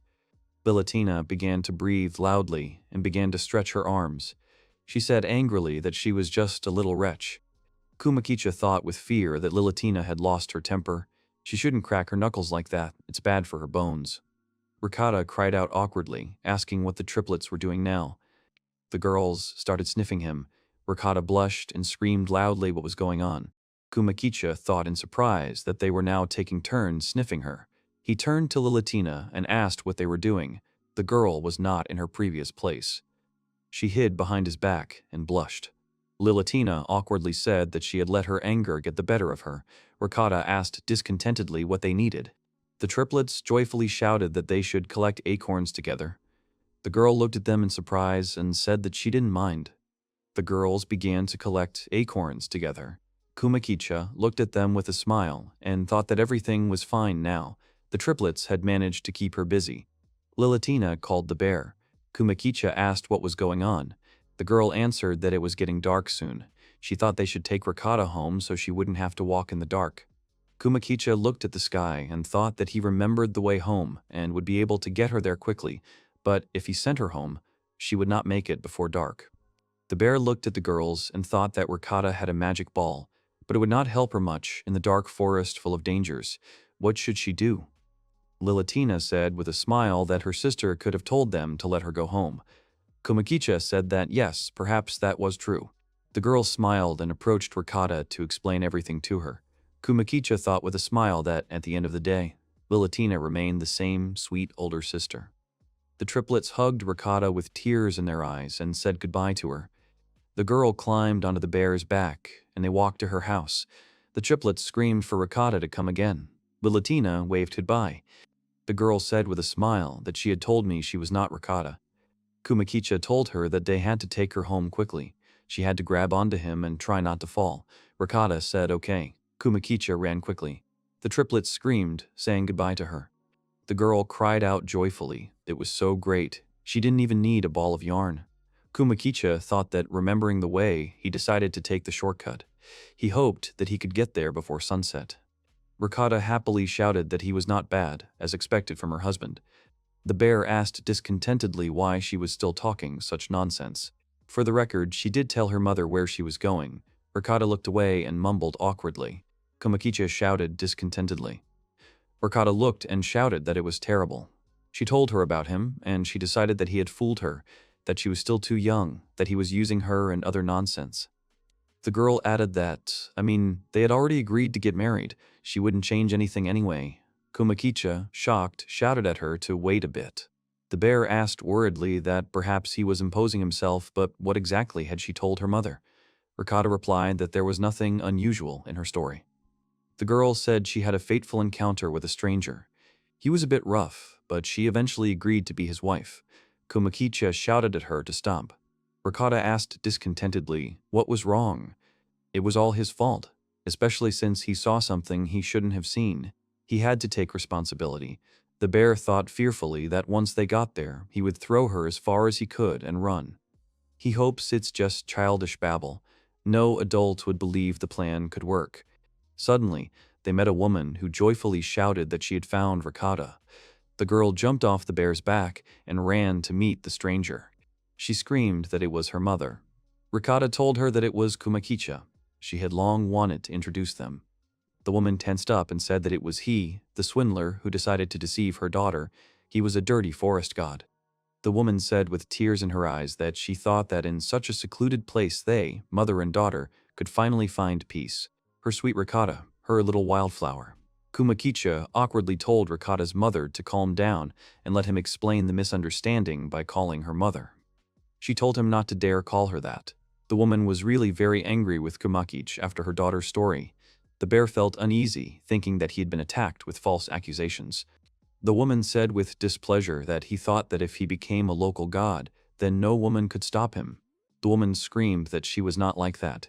She would not give him a chance. She, like the great hero, would give him a worthy battle. She shot a stream of magic at him. Kumakicha dodged and shouted that it was close. He thought with fear, this is news. If she touches him, but he is a corpse, and how should he stop her? This is Ricotta's mother. What should he do? She fired again and hit a tree, which broke into pieces. Ricotta screamed at her to stop. The girl ran towards the bear, but fell down next to him. Kumakicha thought that he couldn't lose sight of her. The third wave wouldn't be long in coming. Suddenly, a thick fog appeared, and when it began to disappear, Kumakicha saw a woman lying unconscious. Ricotta said worriedly that she shouldn't overexert herself like that. She knew about it. She always just collapses when she uses magic. Kumakicha thought that was her limit. Ricotta asked worriedly what she should do. Her mother was unconscious. Kumakicha replied that now they could only take her home. The bear picked her up. He said that, by the way, she looked very young. Ricotta replied that she was only 22 years old. She was born when my mother was 14. Kumakicha said that she was so young. They went into the house, and the bear asked Ricotta to bring cold water and prepare salt and sugar. The girl replied that yes, she would in a jiffy. The woman woke up and said that it seemed she had jumped to conclusions a little. She blushed deeply and awkwardly said that it was unforgivable on her part. Kumakicha said that there was no need to worry about it. She was taking care of and protecting her own daughter. The woman said, upset, that she shouldn't have behaved that way anyway. Ricotta hugged her mother. The woman looked at her daughter and said, just think Ricotta brought her friend, and she was talking to him like that now. She blushed and covered her face with her hands. She said embarrassedly that she was such a terrible girl. Kumakicha spoke excitedly to calm down his mother. The bear continued to say that anyone else in a similar situation would have wet themselves from fear. No need to blame yourself like that. Ricotta blushed and cried out in displeasure, who wet themselves. The woman began to cry and said admiringly that Kumakicha was so restrained and patient. The bear thought in surprise that mother and daughter were like two peas in a pod, even thinking alike. Kumakicha looked at the happy woman and thought that this was already alarming. Ricotta called him. The bear asked with interest what she needed. The girl angrily screamed at him not to dare stare at her mother like that. Kumakicha thought in shock at what had just happened. The woman looked at their faces and laughed. She said with a smile that the two of them were so close. Kumakicha thought that Robiola, Ricotta's mother, was so sweet. He continued to reason that he should stop. She was younger than him. Did his maternal instinct awaken? The woman called Kumakicha to listen to her. She said that this meek woman would never attack such a benefactor as he. If he wished to take her worthless life as a punishment, she would not object. The woman said with a smile that as long as he could use her body as he wished, as his servant, she would not complain. Kumakicha looked at her tiredly. The bear said that everyone had the right to make mistakes. She shouldn't blame herself so much. Robiola cried out in alarm that she was still sorry. He should at least let her apologize properly. The woman said that she was asking to be allowed to atone for her guilt. Ricotta screamed loudly that it was enough. She forbade them. The girl began to grimace in front of Kumakicha. Ricotta smiled and told him to look here. If he was staring at her mommy, he should pay attention to her too, so he was thinking about her right now. Kumakicha looked at her with disappointment. Ricotta cried out in displeasure that she was asking to beg her, but what kind of expression was that? Robiola called her daughter angrily and pulled her by the ears. The woman said that this was unbecoming behavior for a lady. Ricotta screamed that it hurt. The girl said that she was trying out her feminine charms on him. Ricotta screamed that it was all Kumakicha's fault. He was too thick-skinned. The bear thought with displeasure that he was now also to blame. Robiola screamed Ricotta's name loudly. The woman said that the only one guilty now was herself and her lies. She did not dare to blame Kumakik for something that was only her fault. Kumakik nodded his head in agreement and said that it was true. He thought she was such a naughty child. Robiola took out her whip and said that it seemed time for her to receive her deserved punishment. She began to spank her. Ricotta screamed loudly, asking her mother to forgive her. Robiola said discontentedly that she should not even hope for forgiveness. She was a very bad girl. The woman handed him the thing to punish and said that Kumakicha could not take part as well. He was, after all, the victim of her mischief. The bear awkwardly asked what he was too. Kumakicha picked up the whip and thought that he did not support such methods of education, and it did not seem that the blow would be painful. The bear hit her with this object. He thought he would do it gently by polar bear standards, of course. Ricotta started to yell a little. Kumakicha hit her a few times and asked, "What about this? And how about this?" The girl screamed loudly. Robiola asked what was wrong. Ricotta happily told Kumakichi that she had been such a bad girl. She had been terribly, terribly bad. She was begging to be punished. Robiola said that it seemed Ricotta had learned her lesson. They would leave her there until next time. The bear thought that perhaps a polar bear should never punish an elf. Kumakicha thought that he was about to leave them after seeing the execution, but they insisted that he stay. He could not refuse them. They had dinner together and decided to have tea. The bear said with a smile that it was wonderful. He had not dined in such an elegant setting for a long time. Robiola looked out the window and said that he had completely lost track of time. Kumakicha thought with fear that it was already dark outside. Lulutina and the girls were probably worried. If he spent this night visiting too, they would be upset again, and then he would be in trouble. The bear approached the exit of the house. Robiola asked with a smile where he was going. Kumakicha scratched his head and awkwardly replied that he did not want to abuse kindness. He continued to say that it was time for him to leave. He apologized for everything. The woman cried out worriedly that no, it was too dangerous to walk in this wilderness so late. Robiola added that it would be better if he stayed with them until the morning and then went home. And also, if he stayed with them, they could have breakfast together. The woman asked him, confused, what he thought about it. Kumakicha said hesitantly that he could stay. Robiola said happily that it was true. She was so happy. Kumakicha thought that he was asking Lulutita for forgiveness. He really felt sorry and ashamed in front of the girls. Polar bears are unable to resist the widow's charms. Morning came, and Kumakicha went out into the courtyard of the elf's house. He thought with a smile that he was enjoying life to the fullest. The garden was delightful, like in a fairy tale. The bear looked at the sky and thought that winter was coming, but the weather was not going to change. In this magical place, the temperature never changes, just like a fairy tale. Robiola came up to him with a bucket. She said good morning with a smile. He woke up so early, he could have rested longer. Kumakicha said good morning. The woman passed him, saying that she asked him to wait a little. Breakfast would be ready soon. Kumakicha took the bucket from her hands and said that she should let him help. Robiola looked at him and said admiringly that he was behaving so courageously. Kumakicha replied that he would not be able to eat without taking part in the cooking, at least going for water. The woman smiled and said that then she could accept his offer and ask him to fetch them some water. Kumakicha proudly went to fetch water for breakfast. The bear thought that he couldn't resist Raviola's smile. It was as if an internal heel wouldn't let him refuse her. They went to get water together. Ricotta grabbed the bear by the fur and screamed. Kumakicha said that good morning to her too. He asks her to try not to rush like that again. He was scared. Ricotta said discontentedly that he was not there when she woke up. It was all Kumakicha's fault. Robiola asked angrily that she could come to her. The woman told her that Kumakicha had brought them water at her request. She should not have jumped on him so suddenly. Ricotta ran up to the bear and screamed that her mother was a monster. Ricotta rubbed herself against the bear and happily said that his fur was just adorable. Kumakicha thought uncomfortably that his fur seemed as soft as the best feather beds. He went on to say that this little elf witch was crazy about him. Rabiola watched them closely. Kumakicha noticed it, as did Ricotta. The girl mockingly asked if her mother really wanted to feel the touch of this beautiful fur. Rabiola blushed and told her not to talk nonsense. The woman added that under no circumstances would she ever dare to think so. Kumakicha grabbed her hand. Rabiola screamed that she shouldn't do that. She blushed and screamed that she couldn't stand it. She was like Ricotta, she had to feel it herself. Mother and daughter hugged him together. Rabiola said admiringly that it was so nice. Ricotta asked that it was also calming, she could do it all day long. They really liked cuddling with Kumakichi. The bear thought that he had a real oyakodon, and his body was just a hotbed of sin. They walked away from the bear and went home with him to finally have breakfast. The woman put beautiful and delicious dishes on the table. Kumakicha thought that Robiola's culinary talent was undeniable. Breakfast, like from the best hotel in Japan.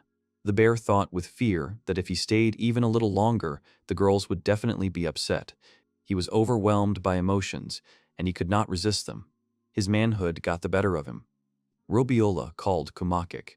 She asked him what he would like for lunch. The woman clapped her hands and shouted happily that it was true. The pagoda was just lovely. She asked why they didn't go for a walk in the forest together. What a wonderful idea. Kumakicha awkwardly asked that he could say something. Robiola asked with a smile what he wanted to say. Kumakicha scratched his head and said that he felt bad saying that after such a tomorrow and for the rest of the courtship, but it's probably time for him to go. The woman said in a sad tone, how could he say that after all she had done for him? Kumakicha thought in shock that she shouldn't talk like she found someone else's underwear after 10 years of marriage. Robiola began to cry and said that she hoped that they could go together as a real family. Kumakicha shouted that she had to stop. She had suggested it so unexpectedly. The bear said excitedly that she should understand him correctly. He was just worried about his family. The woman said that she could send them a magic message saying that he was late. Kumakicha was surprised and asked what she could do. Kumakicha thought that she had somehow convinced him, and he decided to stay. Kumakicha, Robiola, and Ricotta went for a walk. Kumakicha watched the interaction between mother and daughter with a smile. They entered a clearing. Robiola said with a smile that they could walk a little further and then have a picnic. They were walking through the forest and enjoying the beautiful views. The woman smiled and told the bear that he should wait a little while, she would prepare everything for the picnic. Kumakicha replied that of course. Suddenly, they heard the sound of horses' hooves. Bear and Robiola looked in fear at the uninvited guests who had galloped towards them. Ricotta called the bear anxiously. Kumakicha answered that someone had come. Robiola saw the elves bustle and looked at them fearfully. The bear covered Ricotta and Robiola with his body.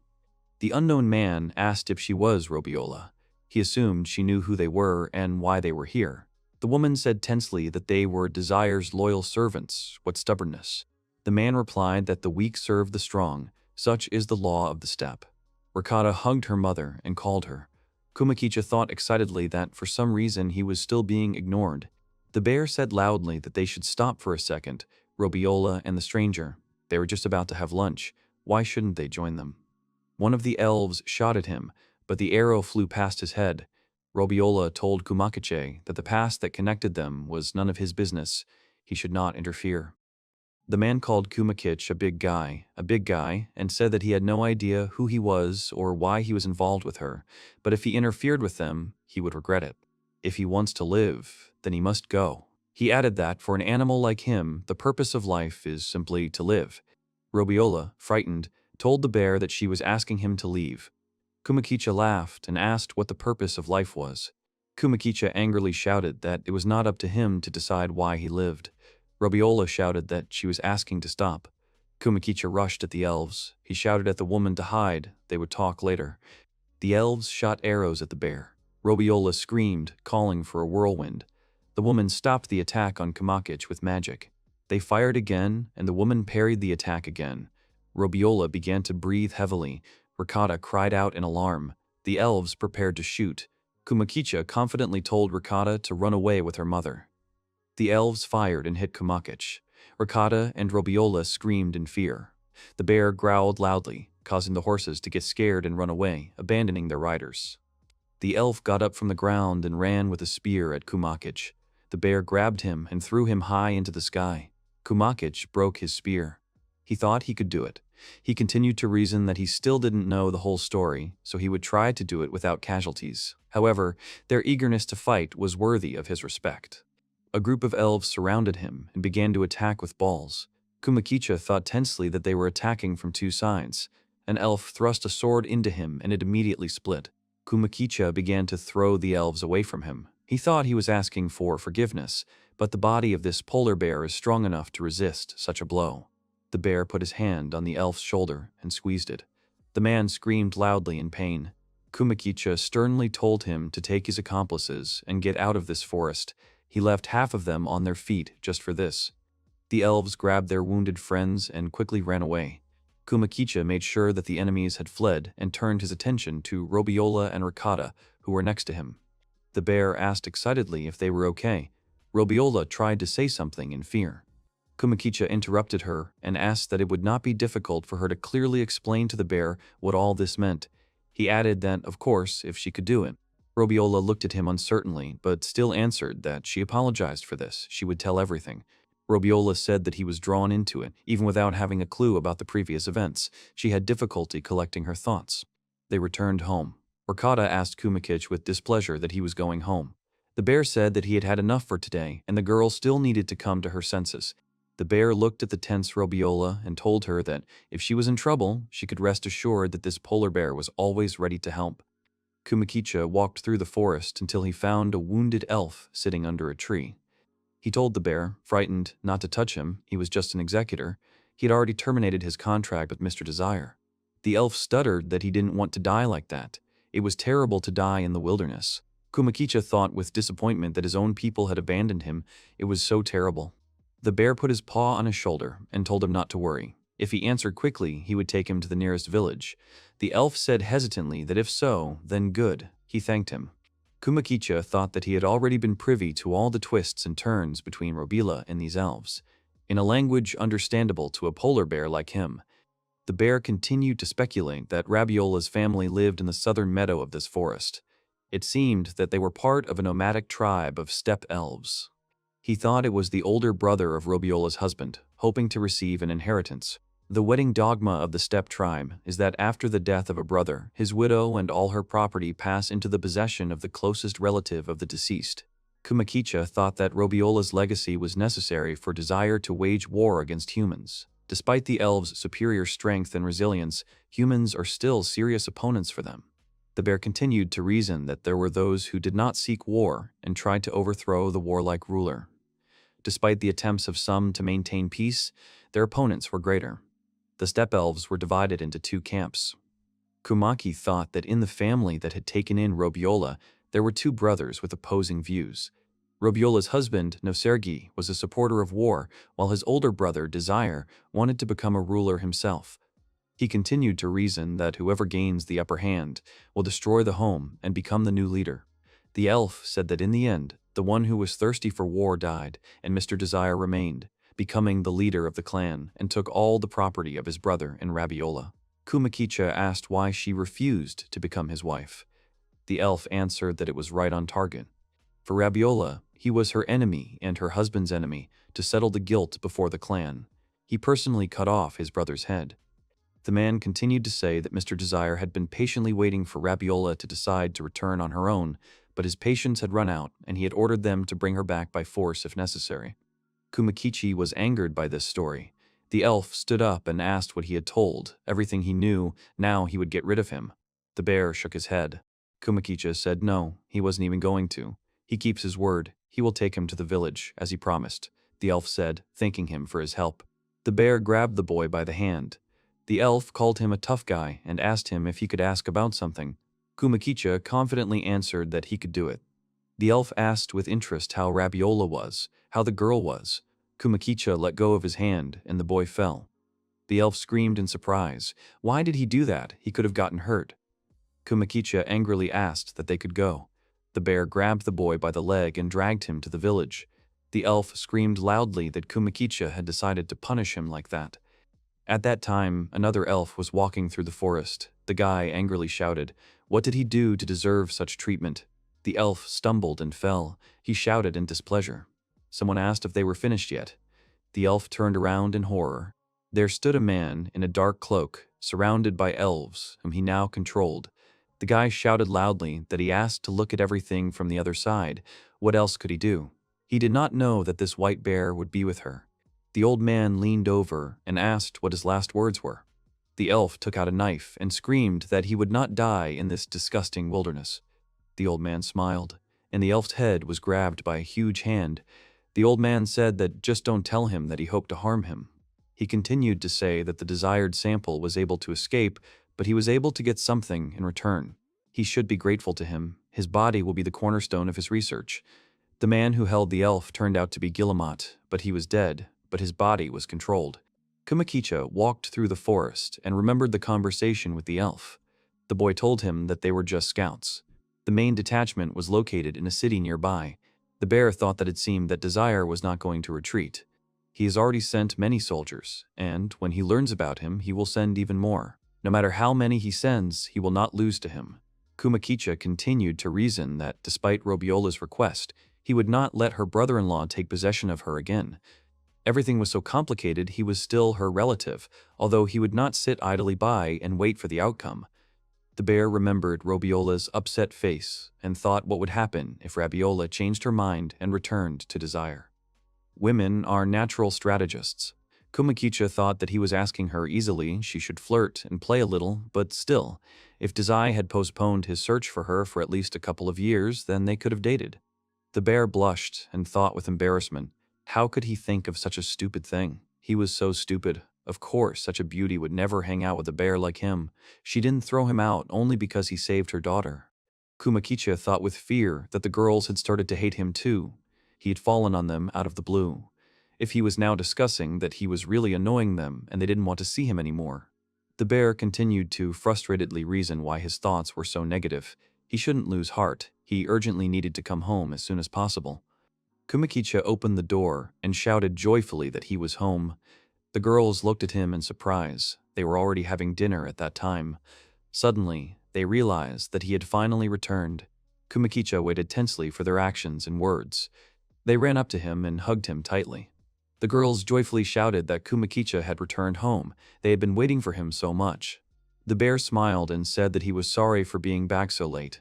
The triplets started licking Kumakicha's fur, but the bear decided not to complain. Lulutina said, displeased, that he couldn't just disappear without warning them. Kumakicha replied guiltily that he could. He would warn them. The bear thought sadly that he had been so worried about Robiola that he had completely forgotten about Lulutina and her family. The next day came. Kumakicha thought that soon after his return, a heavy autumn rain began. The triplets looked out the window and said that the drops were falling, so mesmerizing, but they couldn't go for a walk. While the girls were busy, the bear tried to approach the door. Suddenly, Lulutina and her sisters appeared behind him. She asked him with a smile where he was going. The bear awkwardly replied that he had physical needs. Lulutina smiled broadly and asked if that was true. The girl called her sister Lilitina. Lilitina approached the bear and said that they could go. Kumakicha and the girl walked through the forest. He thought that he would forever remember yesterday's breakdown. He continued to reason that his older sisters had also begun to constantly follow him. He can't even go to the toilet without permission. He understands that they are showing concern, but he is unlikely to last long. The bear stopped and asked Lily for forgiveness. And then he sat down and asked Lilitina that she could at least turn away. The girl blushed and said with a smile that in no case, he could not worry. He can do his job. Kumakicha thought with displeasure that, as if he could, when she stared like that. They returned home. Everyone was busy with their own affairs while it was raining. Lulutina and Lilitina were embroidering together. Altina was carving a bear figurine out of stone. Kumakicha noticed this and asked what she was doing now. The girl replied that it was Kumakicha. The bear thought that she was as handy as ever. The rain stopped, and Kumakicha and Lulutina were walking through the forest. The girl happily said that she hoped the weather would be clearer tomorrow. Kumakicha replied that he did too. Lulutina noticed the flowers and squatted down to smell them. Kumakicha looked at her and remembered Ricotta and Robiola. The bear had been thinking about them all the time. Lulutina came close to him and asked what he was thinking about. Kumakicha shook his head and replied that he was thinking about nothing.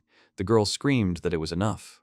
Lulutina screamed furiously that Kumakicha was now just pathetic. Of course, she blames herself for being too jealous, But now he is not her beloved Kumakicha. He is different. The girl continued to say that something was really bothering him. It was somehow connected with that little elf Lilutina had spoken about. The bear replied that it was. Lilutina asked that by keeping silent, he was trying not to endanger at least them. Kumakicha replied that he was very sorry. He didn't want to hide the fact that right now, the elf and her mother were in danger, and he had no idea how to help them. Lilutina said that she was asking for forgiveness. She was so heated now. Kumakicha asked why she was repenting. The girl answered that she was constantly interfering. Lilutina continued to speak when Kumakicha wanted to be alone. She tried her best to stop him. She was so selfish, thinking only of her feelings. Kumakicha whispered that Lilutina really thought so. The girl said that she was asking for forgiveness for him having to see her like this. They had been through so much together. The bear said that it might only get worse. Lilutina said that if Kumakich had business, she would have to accept it. He could rely on her. She would be able to protect their home and all its inhabitants. She added that he should do what he thought was right. The next morning, Kumakicha took his things and set off. The bear said that he would never have thought that it was possible to prepare so much tasty and easy-to-eat food. Kumakicha thought that he had gotten too carried away. He needed to look around and find a way. By the way, the bag seemed to feel lighter that she had put it there at all. The bear opened the bag. He shouted in shock that Lalo was there. The girl climbed into his bag and ate his food. The girl laughed sweetly. Kumakicha thought she was following him. Lalo handed him a cookie and asked what he wanted to try. Absolutely delicious. Kumakicha looked at the girl and thought as he opened the food bag. He found Lalo inside. Now he wondered if there was anything left of the provisions. The bear picked her up and asked her why she had climbed in here without permission. Lalo happily replied that she had. Kumakicha hugged her and thought about what to do about it. The bear thought that if Desir, the leader of the elves, really had his sights set on Robiola, he wasn't sure he had much time left to come and help her. Kumakicha wondered whether he should go back and leave Lalo or go with her. Suddenly, he smelled a strange smell. He looked at the forest and thought there were people there. The bear told them to come out, no need to hide. Lalo asked in surprise what was going on. An old man in a cloak appeared with a huge staff. The old man said with a grin that he never expected to meet a deity here. Lalo looked at the uninvited guest with displeasure. She didn't like him very much. Kumakicha said that something told him that he wasn't just out for a walk. The old man smiled and said that the forest dwellers had run out of luck. He went on to say that he had encountered something very unusual. His body would become the basis of his greatest research. People came out of the forest, like dolls that they controlled. Kumakicha looked at them and thought, what a horror. They have no fighting spirit at all. The bear told Lalo to hold on tight. The girl said, okay. The bear shouted angrily that he was speaking for the first and last time. He would not let them take Robiola.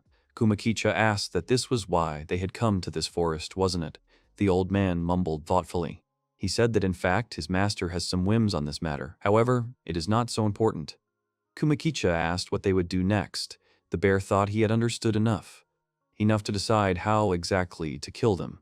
The old man shouted to his dolls to attack him. Kumakicha thought with interest that they were unarmed. He noticed the blade and thought no. He immediately killed the first elf who attacked him so that he would not cause problems. The others also began to hit him, but their weapons broke on the bear's skin. Kumakicha cut off the elf's head and proudly thought that such a tiny weapon had no effect on him. He quickly dealt with the group of elves. He sighed happily that it was all over. Lalo noticed that Kumakicha had managed everything. She smiled and jumped. Kumakicha looked up in surprise as she jumped.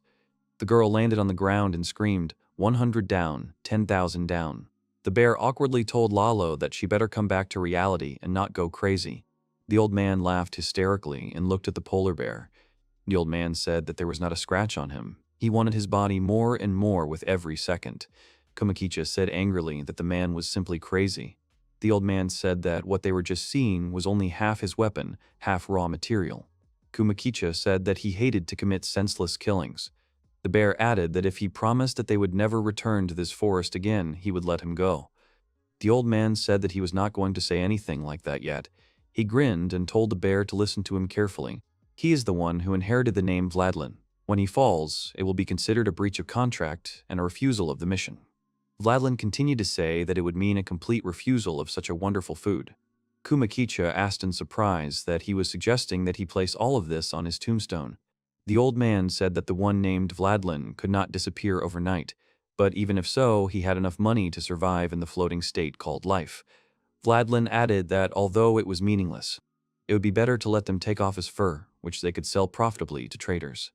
Suddenly, Kumakicha intercepted the blow. The bear looked at his enemy and shouted in shock that it was Guillemot, so he was still alive. The man looked the same as before, but his will had been stolen. Vladlin laughed and said that he could get some pretty good data.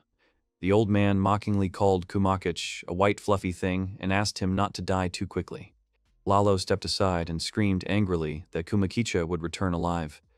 The bear looked towards the girl when suddenly Guillemot bit him on the neck. A wound appeared on Kumakiche. Kumakicha hit Guillemot and shouted at him to bite. He looked at his wound and clicked his tongue in displeasure. Guillemot ran at the bear. Kumakicha grabbed him by the arms. The bear thought tensely that he was very fast, and besides, he had become much stronger since their last meeting. Lalo screamed in fear for him to be careful. Vladlin said with a smile that it was over. Kumakicha grabbed Guillemot and slammed him to the ground. He thought angrily that no, nothing was over yet, but only now was the end. Lulatina screamed happily. Vladlin looked at his fighter in shock. Kumakicha hit him in the stomach and pierced him through. The bear thought it was all about the movements. Too monotonous for the beast, so he quickly won. Kumakicha looked at Vladlin and said that in the end, only he remained. The bear asked what he would do now. The old man recovered from his shock and smiled. Vladlin said that it was excellent. He didn't expect that he would defeat his beast demon subordinates so easily, but there was one problem. Vladlin said that the most interesting part would only begin now. Here are the fruits of his alchemical labors. The old man raised his staff upward, and Guillemot rose from the ground. Kumakicha asked in surprise that he could still move. He began to watch Guillemot. The bear noticed something strange and said that no, it was different. Lions appeared from Guillemot's wounds. Kumakicha said that the bites he inflicted at the end were definitely meant to kill him, and also that it was an animal's muzzle in his chest. Vladlin said that he was not the only one. Kumakicha saw dead elves who stood up, and in place of their torn limbs and wounds appeared the muzzles of animals. Kumakicha asked what that meant. They were immortal. Vladlin answered that it was not immortality. This is the result of the soldiers entrusted to them by their wishes being given the great honor of revealing one small secret. Vladlen continued to say that he had no opportunity to evaluate their endurance and performance until he appeared, such a fine warrior. The old man said that he was grateful to him for the data he had received. Kumakicha said that it was some weak logical chain. He was not getting involved and would not get involved in his research. Vladlen told him to look there and think once whether it was worth refusing to cooperate. Kumakicha saw how the snake man caught Lalo. The snake licked Lalo's cheek and said that she wondered what the child's meat tasted like. Kumakicha cried out in alarm. He was about to run up to her when the old man put his staff in his way. Kumakicha saw monsters behind him. Vladlin smiled and asked how he liked his demonic beast soldiers. They control their hunger and obey all his orders without question. They are nice guys. Kumakicha replied that he understood everything. He would listen to him, but let the girl go. Vladlin laughed and said that the white big guy easily realized the greatness of his research. He won't just leave. The bear said angrily that he said they would talk and he would let the girl go. Vladlin took out a large seed and said that he would give these guys this. The old man continued to say that the seeds of evolution, when his alchemy was mixed with ancient magic, resulted in these, a secret technique that contains the beast's mana. Vladlin said that if he let the beast into his body, it would become 5 times stronger than it was before. The result is obvious. Many years of research paid off. He continued to say that the secret method, which can be called the crown of creation. Vladlin shouted loudly that the local aristocrats do not understand. They call this Art Street charlatanism. The old man continued shouting that he was even dubbed the heretic of Romulus. These fools do not realize the essence of everything that is happening. What potential this research has, as soon as they remember, they shudder. Vladlin exhaled and called Kumakich a white big guy. The old man said that in this regard he was grateful to fate for having encountered him today and for this battle to have happened. Vladlin said that it was impossible to extract data from the warriors of the sissies. This wonderful technique cannot even be presented in the city, so in this secluded forest he can do whatever he wants. Kumakicha told Vladlin that was enough. He just wants to test the strength of his beast demon soldiers they created, while Desire is on the prowl looking for one woman. The bear added that he did not believe in such coincidences. Vladlen said that he would say if he insisted so, Desire, the servant of the divine dragon. The old man continued to say that he was a dragon's offspring. The blood of the dragon tribe flowed through him. If he had this gene, his research would have reached a new level. Kumakicha thought that the descendant of the dragon was impudent. Vladlen said that the initial goal was for his beast demonic soldiers to defeat him. The old man said that it would be more reliable if he received practical information about their abilities before the battle. The big white guy shouldn't die too quickly, because then he won't get any information. Vladlen added with a smile that at least he would try. The old man released the monkey demon. Kumakicha grinned and thought that he thought it was a frontal attack. The bear tore off the head and thought that he would regret it. Suddenly, a cock demon jumped out from above. Kumakicha tore his stomach as he flew towards him. Kumakicha dealt with the rest of the demons. The bear thought that no matter how much they resembled monsters, they were still ordinary elves. Kumakicha thought that when it came to fighting, he would win, although, of course, there was still one opponent left. Guillemot ran at the bear, but Kumakicha dodged. The bear said that Guillemot was here. They began to fight. Lalo was caught by the monster snake all this time. The girl watched the fight with alarm. The snake asked why she was silent now. She licked her again and said that she had delicious eyes. Lalo pouted and said that she was just stalling for time, and now everything is ready. Lalo slashed at the snake with her claws and hit it in the eye. She broke free from the snake's grip while he screamed in pain that she had damaged his eye. The monster screamed that she was a little girl. She should just let him kill her. Vladlen screamed for her to stop. This was a valuable body for his experiments. If he killed her, she would lose her freshness. The monster wanted to object, but did not. He noticed that Lalo was running away into the forest. Vladlen shouted loudly that she was leaving. He had lost her, but there was nothing he could do about it. The old man loudly called his soldier, Guillemot. Vladlen told Guillemot to hurt this child terribly, but not fatally. They could even tear off her limbs. Kumakicha shouted anxiously to Lalo not to worry. The bear wanted to run after Guillemot, but another demon stopped him. Kumakicha dealt with him, but Guillemot had already reached Lalo. Lalo closed her eyes, but no blow followed. The bear ran to the girl. The old man said that his body was not moving, but why was that so? Kumakicha ran to him and pushed him into the bushes. The bear asked worriedly if she was okay. Lalo shouted that yes, she was fine. Guillemot stood up. Kumakicha hit him in the neck and in the neck and in the head of the lion. The bear wondered what was happening. Unexpectedly, he betrayed his master. Kumakicha continued to reason that he didn't quite understand, but here was his chance. The bear hit Guillemot and the lion on his belly a couple of times. Kumakicha pierced him. Guillemot smiled for the last time. Kumakicha noticed this and said in surprise that Guillemot did it on purpose. Vladlen shouted that he was a fool, so his secret technique didn't work. Kumakicha headed towards the old man. Vladlen shouted at him not to come near him. He and the big white guy could just sit down and talk. Kumakicha said that he had miscalculated. The bear screamed angrily that he had threatened Lalo, so what mercy could there be? Vladlen screamed at the remaining monsters to attack and protect him. Kumakicha quickly dealt with them. Vladlen shouted in shock that they had lost. Then he summoned a barrier. The old man found himself in a cocoon of crystals. Vladlen laughed loudly. Kumakicha broke through his defense and hit him in the face. The old man flew off into the bushes. The bear ran after him but saw no one there, which was strange since he remembered exactly where Vladlen had flown off to. He came up and saw a cliff. Kumakicha looked down and said that he had disappeared, as expected, from such a height.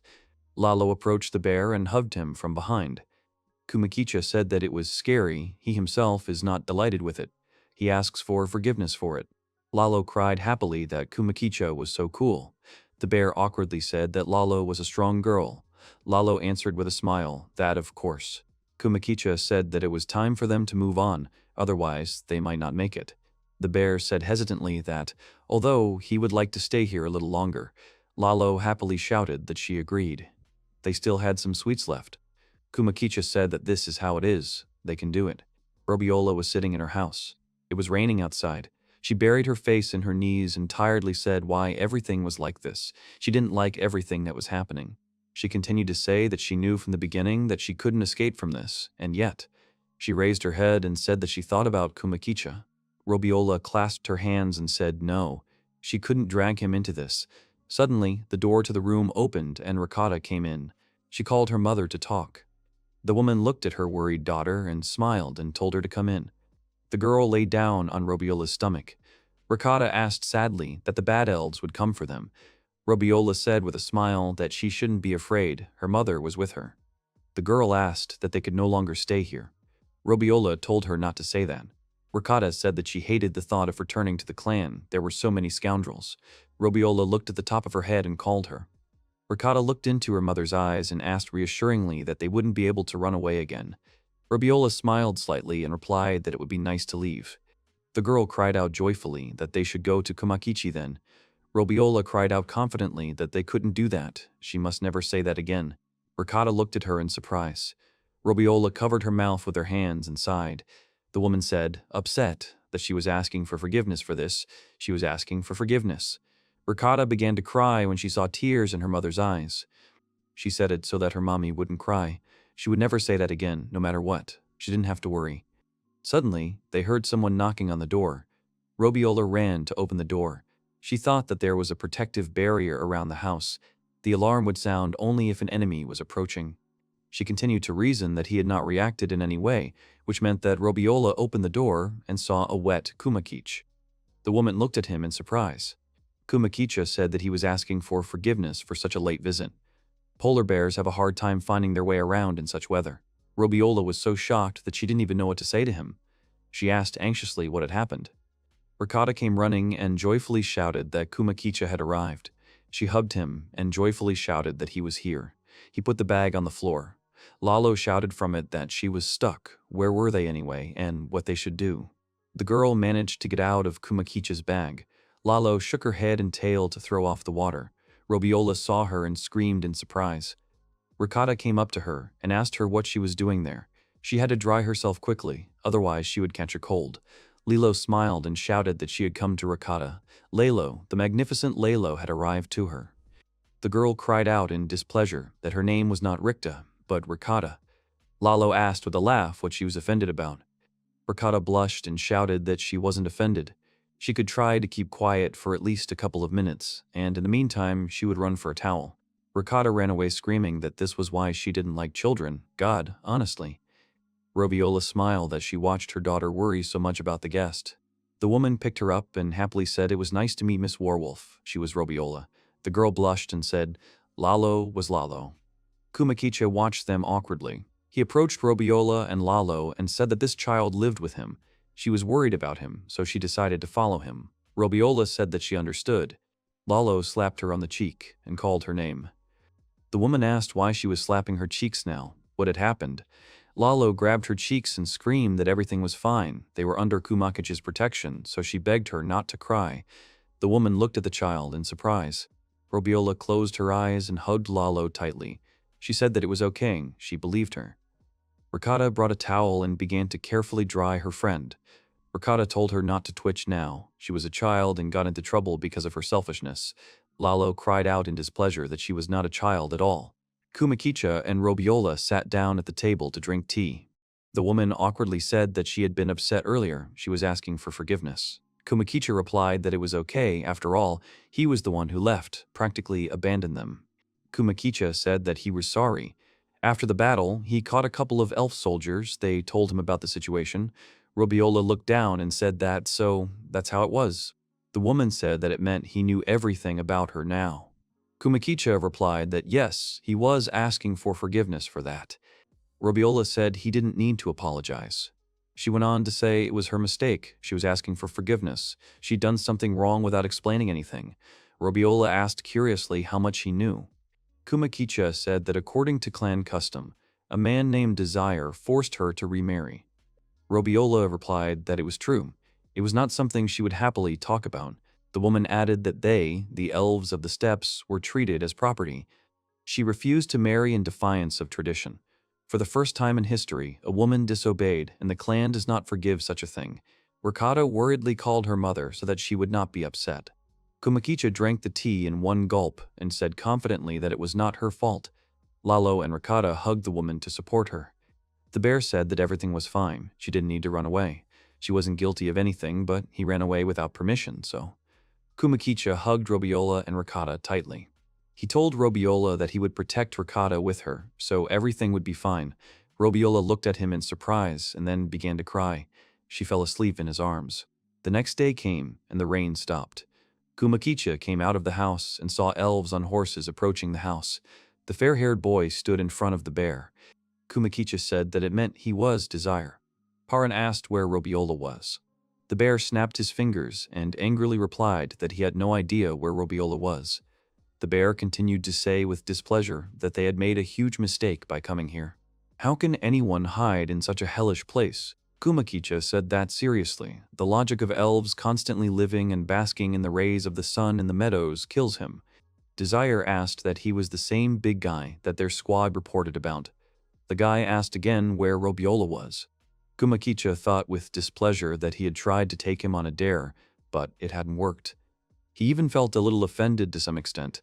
Someone had said that provocations had no effect on their leader. Kumakicha looked at the man and said in surprise that it was Drahomir. He took off his hood and said that they had met the white giant again. Drahomir said with a smile that he had not expected them to meet him like this. The great forest guardian, the polar bear. Kumakicha looked at him intently. Desire asked the man if he knew him.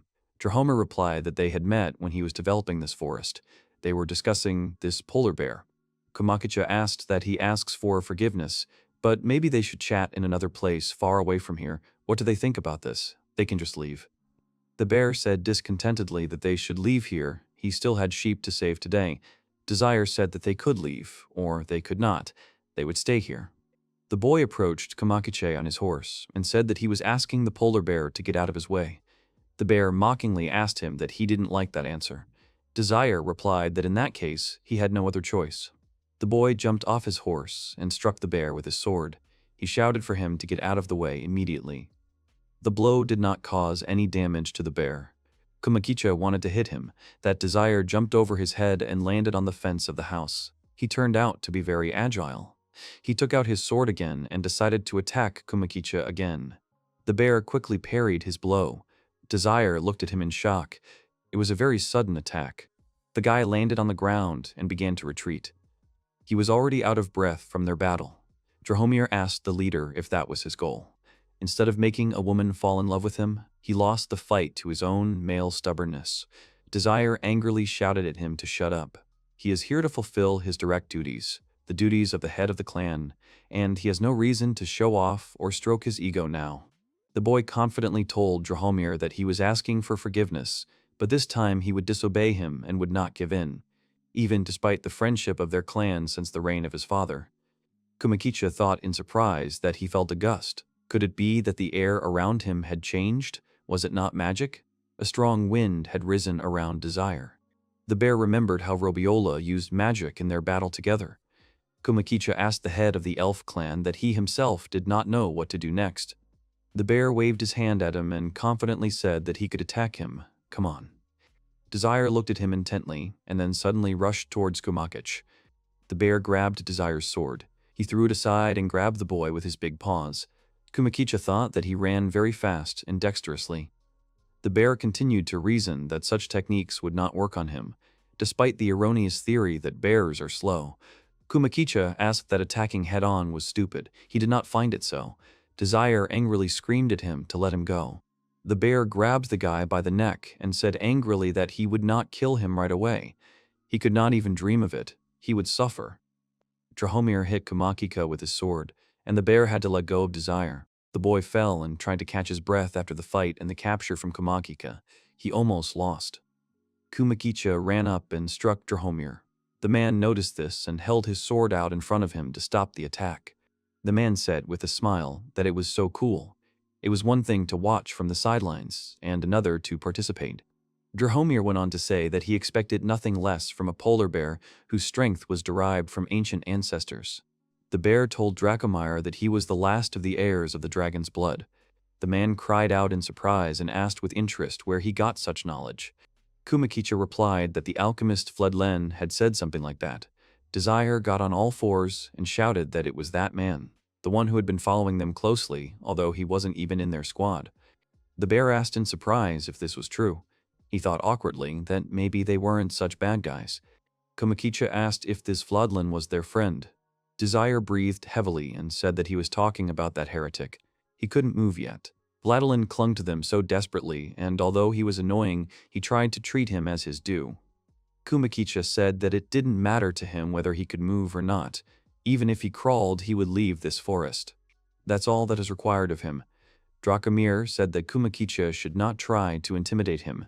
His opponent is he. He is a native of Pax Piraten, the son of Leon Cleric, Drahomir Cleric. Kumakicha took a fighting stance and shouted that he was a resident of Sagami Province, Kumakichi Kumata. Drahomir drew his sword and approached the bear. Now they looked into each other's eyes. A moment later they began their battle. Ricotta and Robiola were sitting in the woman's room. The girl called her mother in fear and said that she was very scared. She asked about the sounds of a fight coming from outside earlier. Suddenly, Lalo put her hands on Ricotta's shoulders. She asked discontentedly what she wanted. The girl joyfully shouted that Lalo was with them. She tried very hard to support them. Lalo confidently said that she and Kumakicha would be the ones who would definitely protect them. Suddenly, the door opened and Desire came in, saying that they hadn't seen their dear sister for a long time. Robiola said that Desire had arrived. Desire said happily that they hadn't seen their dear sister for a long time. He had come to pick her up. Robiola looked at the boy closely and said that it was Desire. The boy happily said that 3 years after the uprising, the unrest in the meadows and pastures had completely subsided, and their family members were making a truce. For the sake of returning to a peaceful life, even the elders decided to show their generosity. So they must return home together. Robiola's gaze was filled with deep melancholy. Robiola confidently replied that she was asking for forgiveness, but no, she would not return home with him. Desire screamed in shock. Why? She had to tell him exactly what he could do. Robiola screamed loudly, asking him to calm down right now. The woman hugged Ricotta and said that this was all wrong. Now they just wanted a quiet life in this forest, so he had to understand her. Desire listened carefully to Robiola. The guy said that he was afraid, but it wouldn't work out that way. That was the will of their clan elders. Her opinion didn't count here. He said that she just wanted him to drag her to them by force. Lalo stood in front of Robiola and Ricotta to prevent Desire from approaching them. The guy said discontentedly, "What is she doing now? She should get out of his way."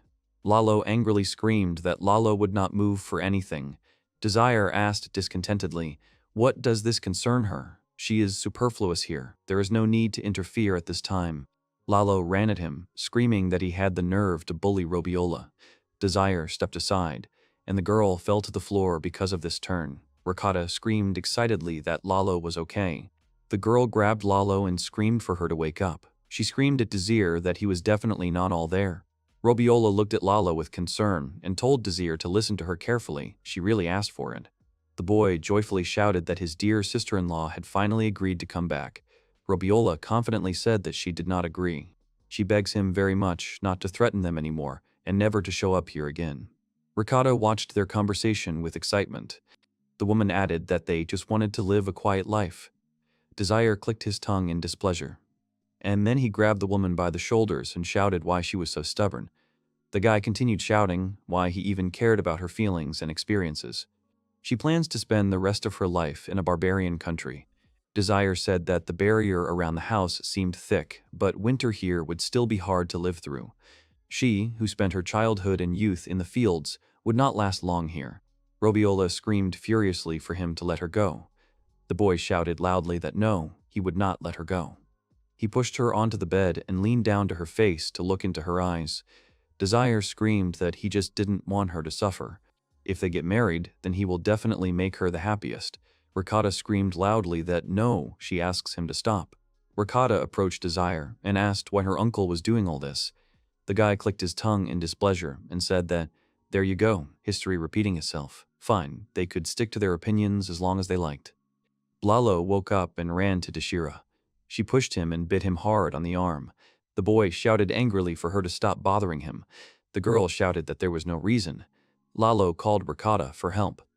She grabbed his other hand and screamed at her uncle to let go. She couldn't let him take her mother away from here. At this time, Kumakicha and Drahomir continued their fight. The man hit him with his sword, and the bear parried the blows with his body. He could not let them take Robiola.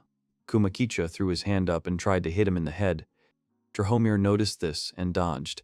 He grabbed his world tighter and began to strike the bear again. Kumakicha stopped his blows with his paws. They moved away from each other and looked into the eyes of their opponents. Each was ready to attack again. Drahomir told Kumahichi that it was a great job. He was really trying hard now, wasn't he? He even managed to slightly cut the edge of the fabric on his clothes. He was impressed.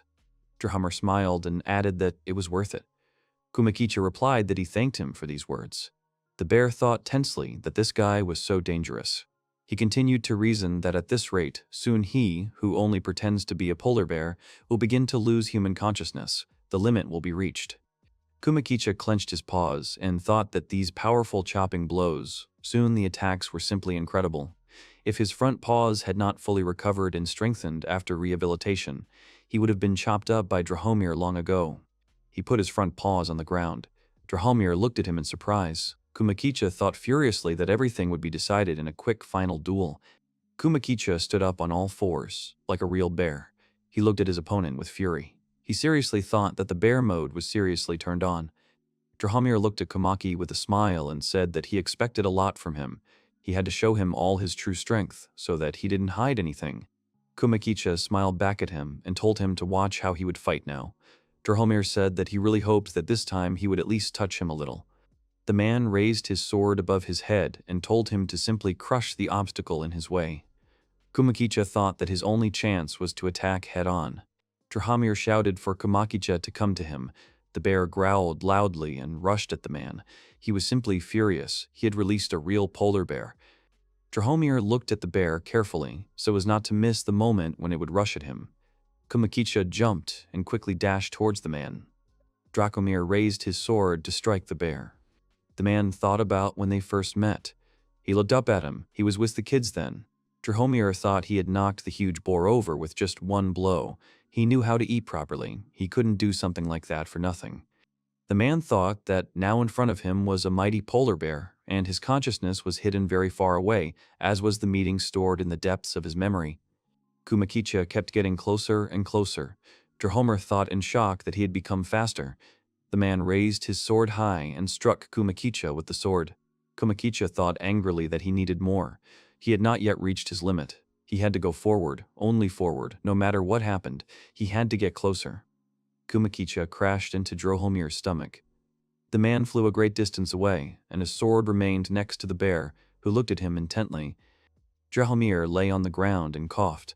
All his armor had crumbled under the bear's blow. Kumakicha approached him and loomed over him. The man looked at him intently. Drahomir said what you would expect from Kumakik. He did everything perfectly. Kumakicha told the elves that he was still alive, no need to grieve. He continued to say that, unfortunately, he was not a headhunter. Kumakicha continued to say that if they retreated now, he would pretend that he had never seen them here at all. He said that that was great, and now would they like to surrender of their own free will, Mr. Desir. Kumakicha did not notice him anywhere. He asked in surprise where he was. Drahomir stood up and said with a laugh that he had just told the chief all this. She and he fought. He alone and unnoticed entered the house. Kumakicha screamed in shock. The bear hit the man and sent him flying. He screamed angrily that he couldn't say that before. Kumakicha was furious that Desir had gone inside and met Robiola. Kumakicha drove away the elves and ran into the house. He said with displeasure that Desir ran during their duel. It was simply unthinkable. He begs Robiola to be careful.